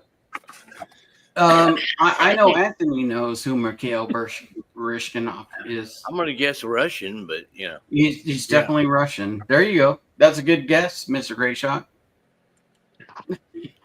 I have no idea, but Yes, I was hoping for more. Yeah.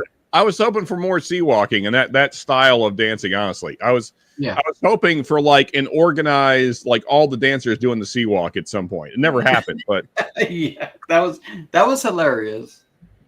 Okay. Look at Ben. Is he gone? Ben. Yeah. So Ben, what have you got there? You just don't want to know. Oh.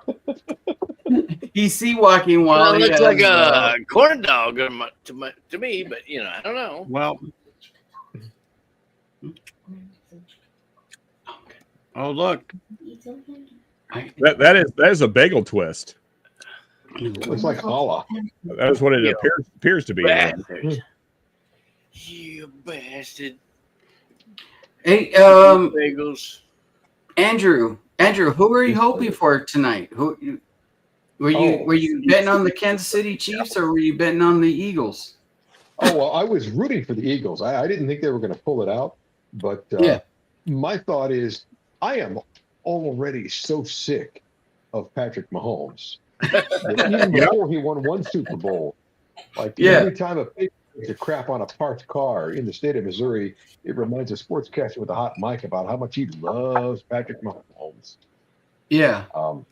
Their fans are insufferable at 2 in a row. At 3 in a row, I might not live long enough to hear them shut the fuck up. That is the fact right there. But, that would have been history right there. Wouldn't you want to witness history? No. No. You know what? My grandfather witnessed history.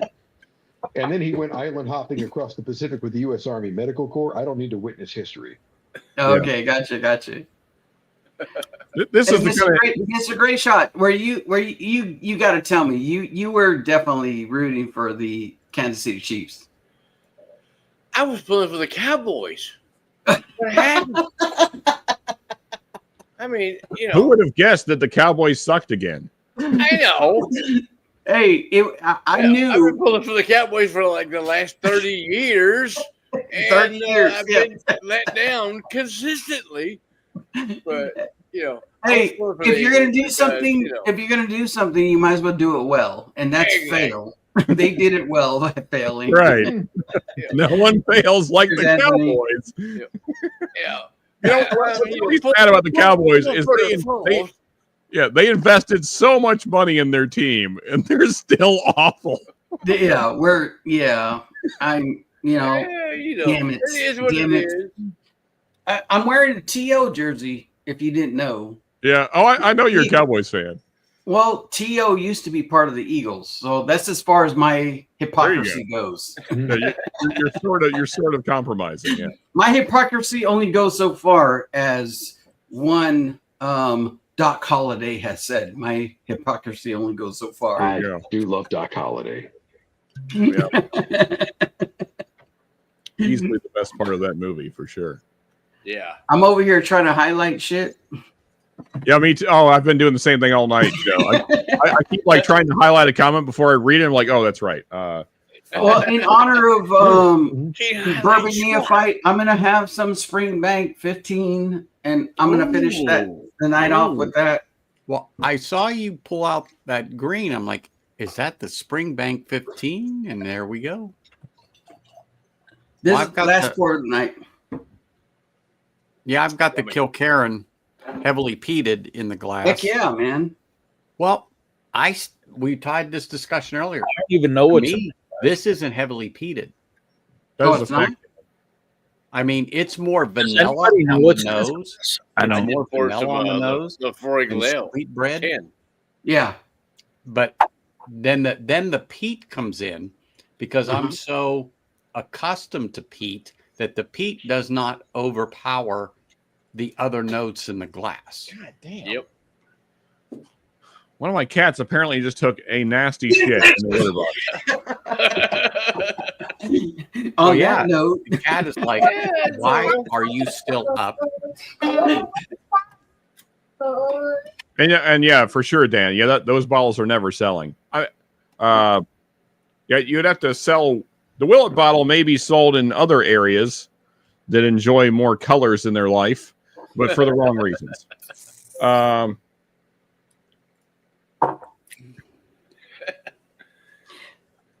Yeah, I don't even have a 15. I've got a Sim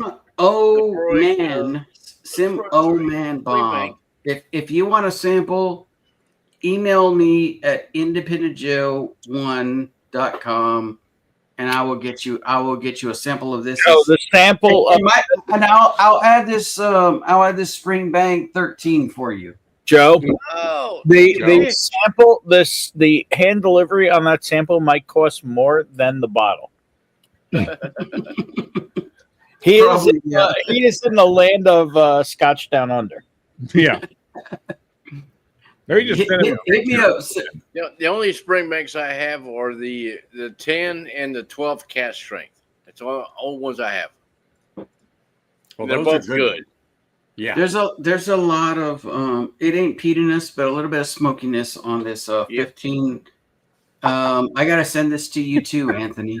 I gotta send this to you. Oh, you're in Australia. Never mind. Yeah. Never mind. You and that's a tough one. I already get it over there. Damn it. Sorry about your luck there. I'll let you. I'll get it to Bourbon Neophyte, and you can vicariously taste it through Bourbon Neophyte. And then Chris and Lil. I always have a way. No shit. Well, they're in Australia. But they come here and visit me usually September. Yep. Yep. Saw them this year. Mm-hmm. Yeah. Yeah, because Andrew and I the point of the evening where we Mr. can drink Whiskey shit Shit's all house night. with him past year. True, technically last year, but within the last 12 months. We saw him end of September 24. Yeah, like at Adam's house. Excuse me. What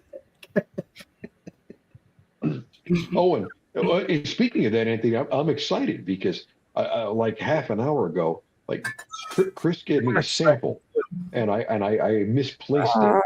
And while I was digging out the Glenfarclas, I found the sample. You found the sample of what? I'm drinking it for you, Bob. Man. Carried from Texas. From what's your least favorite distillery in Texas? My least is Balcones. That's it. It's Sherrod Balcones. Yeah, that's the one Chris and Will had, and it was okay, but it was still shite. I would not. I'm with you on that, Anthony. I've tasted a few Balcones, and I'm like, man, it's hard to get used to that flavor profile, you know? Yeah. You know, everybody tells me that this bottle's good or that bottle's good, and I've tried them because people brought it for me, and it is shit. Well, and we man hugged. Yep. There you go. Well, so we know each other's palate since we man hugged. Here's what I would say, Anthony, is I think it's very similar to getting used to peat. I think Texas style is very similar to that. I will give up on balconies because I never want to get used fair to enough. it. Yeah, because everything I've No, had. hey, you gotta watch out because Whiskey Wars / Mash and Metal / Mash and Rap also extremely loves. That's right. Balconies. Oh, I do. Yeah. I mean, actually, he does have a proclivity to. There you go. There it is, right is. there. The peated. There it is. And The there's peated. Peated balcones. Oh There you yeah. go. That's the big dick bottle right there. Oh my god. That's 59.5. what you will get if you drink. Yeah, this is not for the bitches. This is not for Taylor Swift. That's not for Taylor Swift. Yeah. He's Actually, one of the since I few grabbed it, people that actually have that fucking bottle. I I think have a couple I myself. There you go. I think I'll have a little bit of this actually. Yeah, I was just gonna say he put it in his hand, so he's gonna drink it. That one is very hard to come by. And also very tasty. Yes, it is. I had that bottle, but I drain poured it. There's the You're best. I am sick bastard, disappointed. aren't you? Disappointed face. It's also very much. It's also very much coating Great Shot's floor. Ugh. What? What did I say? I said that bottle's also very much coating your floor. Oh, yes. So I will agree with Simone and Bob on that. I have had some barrels from Balcones where they very clearly were not checking them often enough, and they got too over oaked.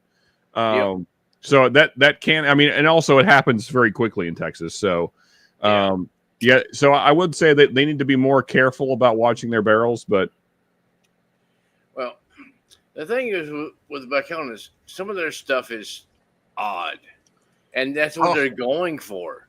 You know, because they're experimenting. You know, they're trying this, they're trying that. You know, they're burying barrels in the fucking ground to see what it does. yeah, You know, I mean, but that's the thing is I like odd because I have a lot of the normal shit. So I like to find new profiles, and not all of them are good. But I do think that Balcones has produced some very interesting profiles that you can't get anywhere else. Oh yeah, for sure. And thank goodness for that. You know what? You a bunch of bitches is what I'm hearing. Sean, I mean, I rank the single malt Balcones that up you there have with that's done. There's no more of that around. You know, so that Balcones you and have, Long Branch. that's probably you the know. only bottle you're ever going to get of that one. Balcones and Long Branch. Well, Long Branch barely edges out Balcones. you know, it's funny that you have this That's disdain because for. I know what you think You want to about know what's Long Branch. worse? Hang on, time out. You want to know what's worse than Balcones? You want to know what's worse Mm-hmm. than fucking a lot of than things. Long Branch? Old Forester King Ranch. That bottle. Well, All right. Before you all Yep, agree bad. to that, you better have a fucking bottle on your fucking. Oh, I got one behind me. I literally. And you agree with that, Mr. Great Shot? You agree with that? I don't agree. Yeah, that bottle sucks. Oh, okay. Okay, I'm not going to disagree with Mr. Great Shot. I literally sent that I'm not bottle. going to disagree. All I'm going to say is it's not that bad. It's not that great. It's not that bad though. That's kind of that's more on, That bottle takes that brother that we all saw in COVID. You know, like sitting on the edge of the bed. Yeah, that's where that bottle is. It sucks that. Yeah. Okay. The first one wasn't that bad. The second batch is not as good as the first one. The first batch was horrendous. Yeah. I don't feel that way. I mean, I very much like Joe said. I thought it was just forgettable. Yeah, it's I mean, it's a decent bottle. It's not crazy. I mean, you shouldn't overpay for this shit. I will never forget. It's a Texas release only. I will never forget the day I called in a favor to get that bottle. I got it here in New York. I cracked it. I poured it, and I was so mad. Well, but were you mad just because like you put in all this work to get it, and then you were I was disappointed? mad, yeah, because I love Old Forester, and I went through all this to get my hands on, not paying secondary, but did a lot of legwork to get my hands on a bottle of it, and it tasted like the inside of a rotting anus. Well, I've never tasted Come the inside of a on. rotting anus, so I'm Okay. kind of confused on that. I'll take your I'm word very for it. curious how Ben knows what that tastes like. I'm going to just take his word for it. I know because I tried Old Forester King Ranch. I'm not I'm even going to drink it go right down now this with road, guys. some Springbank influence on this. I've digressed a lot. I better taste anus on this, there, Ben. You will. And if you don't, Very specifically rotting anus, though. Not just, Rotting anus in the cup right now, in the Joe cup. not like clean, pristine lady no, I anus. was going to say, rotting no, anus. if you don't, then you've never, pleased the chocolate starfish. Mm-hmm. And that just happened on Anthony Street. I get crayon. I get crayon orange number 6. I get crayon orange number 6 on this. It's not that Orange crazy. number 6. Now that's very specific, people. I don't understand how that Marine knows what orange number 6 is like, but I'm not going to say anything because to each his own. I personally did not find it offensive. Is all. Yeah, it's not like I'm not gonna like throw up. It's so. It's not great, but it's not offensive. Like I'm not gonna say, Let's hey, remember that was buy the bottle, but I'm not gonna say it's terrible. Let's remember, after tax and all, that was like $100 bottle. I don't know. I paid $40 for it. I don't know. I know you did, Joe, but it was 80 something retail plus tax. Fuck that bottle. Fuck that bottle. That is literally the worst thing Old You have Forester. to have a very tiny penis, from my recollection. Worse from Old Forester, yes, but not worst I've had. Like it can't be worse than Hudson ASM. Do you realize that Hudson ASM was crap? I mean, Oh, anybody my who God. buys Hudson is, and this is coming from a New Yorker, is fucking delusional. I brought it up the clearance rack because I thought, for $10, I'd like to see what it's like, and So Hey, Anthony, once we go to the backstream, I know there's a bottle out there from a bottle you recommended, which I agree with you. That is hazmat. That is now on sale somewhere else.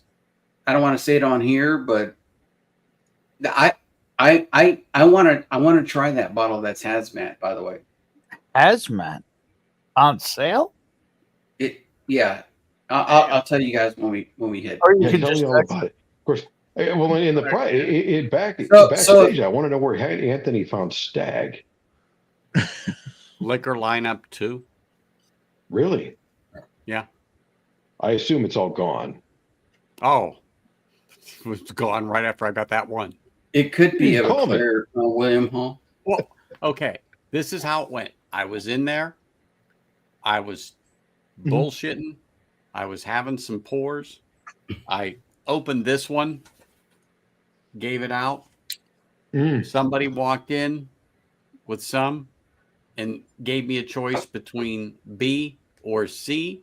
And being that I'm a proofy bitch, I picked C. The rest was done on the wheel. I love it. And then the other ones went up to liquor lineup 3, and then they did that on their wheel. And so that's pretty much where they had went. And it was just right place, right time. And there the right people. it sits right there. So that's how I understand. That's how I got I it. did notice that for number 3, getting there from the west is miserable. Getting there from the east is not so bad. Well, that construction, depending upon what time of day you go through that stretch, is an absolute nightmare because of that bridge they're working on. Because I think that's right there about Durango and 11 or 95, 93, whatever they're calling it this week. I think they're trying to rename the whole thing 11. But yeah, they anyhow, are. Yeah. So anyhow, I was just up there Saturday at 3. And but that's also 2 was where I picked up this one because this is now in town. There we go. Hello and Yeah. Sigma Irish rum. This is now. Oh, you here. made a stream on that. I was Finally. otherwise occupied, but that sounds very It interesting. is freaking phenomenal. This is phenomenal. And there's none other one there, but this was on the shelf when I picked up the Tale of Ice Cream. Nice. So Joe was there when I picked this bottle up because he was down there for the signing when Vince was there, and we got our bottles signed. Yeah, yeah. From Horse Soldier, and then we stood after hours too. By the way, yes. Mm-hmm. Hey Joe, then, how far of a drive is that for you to Vegas? It's like 5-6 hours, something like that. I don't care. I'll drive it. Okay, yeah, I that's kind of what I was thinking. Like, because funny enough, we were like looking at the map backstage last night. We were just talking about all our Cali people because for some reason I thought Bobby was way farther north than he is. And I knew roughly where you were, and I knew that because Anthony was talking about like on just in chat the other day that he'd met up with you. No, actually Andrew I guess mentioned to anyway.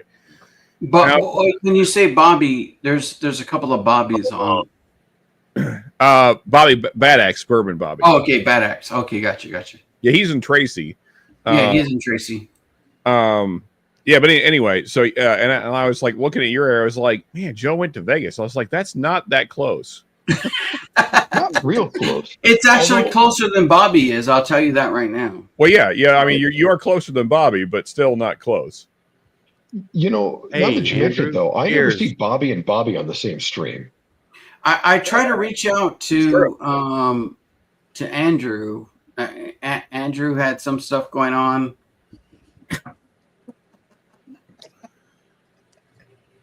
Ben has some stuff going on. He's got some stuff going on. Oh, Ben's doing this again. Okay. He's cornholio. He's doing the best he can. That's what he is. He's doing the best he He's drinking through the shirt. We're trying to. Yeah, I did. By the time I got back to Joe, Joe said, I'm already driving home. Yeah, I was on my way, man. I wanted to stop by, Andrew, and just like give you a hug, dude, and take a picture with you so I can add it to the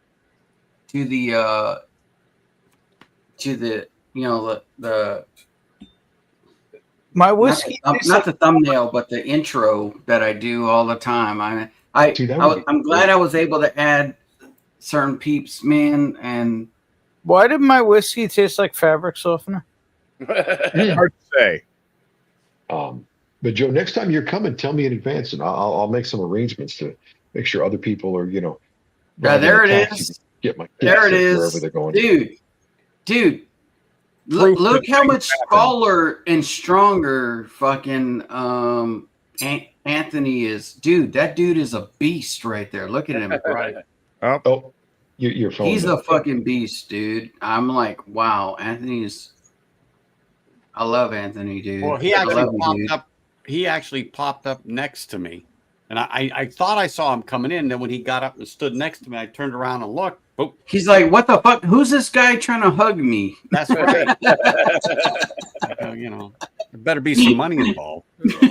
He's like, you didn't pay for this. I'm like, right. Dude, I'm Joe. I'm Joe. He's like, he gave me a big kiss. You didn't see it on the picture, but no, looking at my ears. It was pretty wet. Right.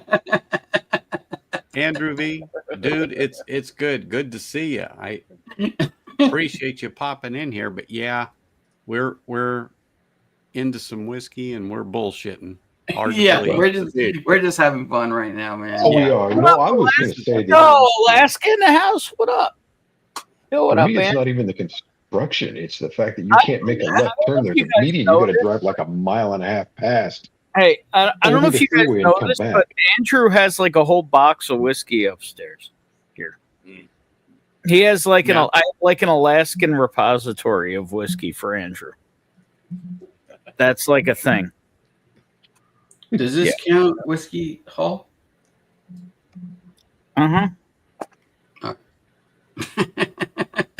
I'm like, I don't know. I'm not sure. Yeah, yeah. Hey, the whiskey. Sorry, William. I was not staying up the very well. whiskey saint. I was rooting for your dumb team with Terrell Owens. Just so you know, the whiskey saint. He's driving to Philly right now to go tear some Okay, shit. gotcha. So he's He not goes climbing lighting up things on fire. Wait, Darrell's here? Where's Darrell? I don't know. He's probably in Philly. He's rioting. It is the thing to do. Sorry about that. Wait a minute. There's 5 of us. Something's wrong. So, what I will say is, we lost somebody. Make sure Mark your gone. glasses have a pour, because Okay. we are getting ready for the final pour before we end the stream. But All right. Well, I just emptied my glass, so let me find I some. have got to pour a little more of this Kilkerran, even though they say heavily peated, and I go, okay, right, it's not, but disappointed. Well, it's very vanilla forward. I'm surprised, and that's what kind of was.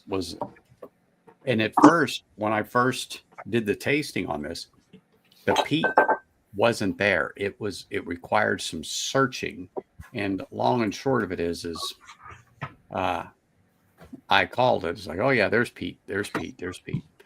And then when you taste it, okay, there's peat. But I did not peg it as heavily peated. So it goes back to our earlier conversation. It's like anything. Taste is subjective.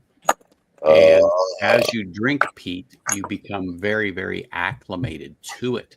And so you are able to get around that, but still get the notes from the whiskey without the influence of the peat.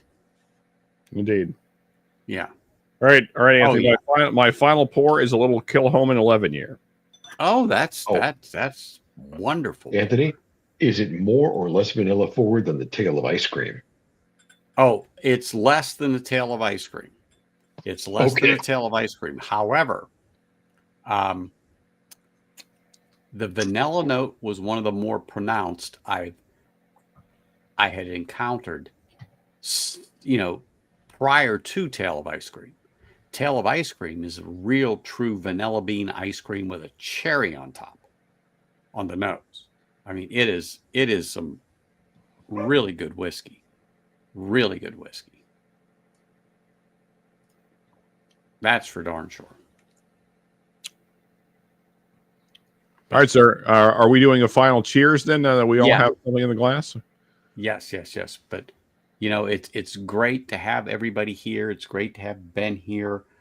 It was great to have Mark here, and then Bobby from Bourbon Battalion. What was funny was, like I said, is who we were missing besides Ben, Bobby, me was Big League Bourbon. I'm not here. Was Cheech, Mike Stahl, and Whiskey Nose. Because back in the day, we're going back 4+ years when we were all just cutting our teeth on this stuff. We would be up bouncing ideas off each other about different ideas for streams, how to set up the streams, talking about this pub style. Wait a minute. You didn't say Joe. You didn't say Joe. Well, unfortunately, you were there then with us at that time. Okay. Hey, Anthony, do you recall the days when it was just me, you, and Charles doing streams together? Those were fun times. I was just going to mention Charles for a moment there. But I have not seen Charles in a dog's age. I can't get a hold of him. I've tried to many times on IG and texting him. I get no reply. I don't know what's going on. B will text me back, but Charles has just disappeared. I don't know. I don't know if I upset him. I mean, I don't think so, but I can't get any message back, so I don't know. Yeah, I I don't know. I haven't seen him in a dog's age. Oh, Joe left. But anyhow, it was very reminiscent. Seeing Bobby is what brought back that memory of us sitting there and talking about stuff like this. And at that time, I didn't know Joe. You know what I'm saying? And he wasn't in that particular group.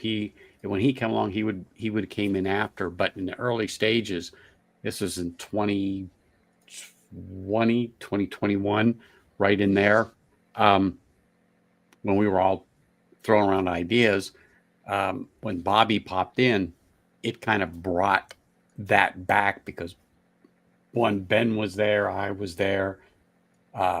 Earlier, Mike was in chat. And like I said, boy, we're just missing a couple more faces in the stream.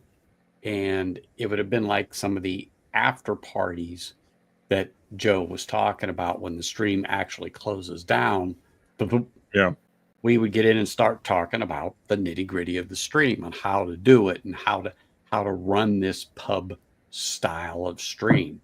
But it was just real nice to be able to sit here and actually just chat like we do on the stream. It's nice to have the people here.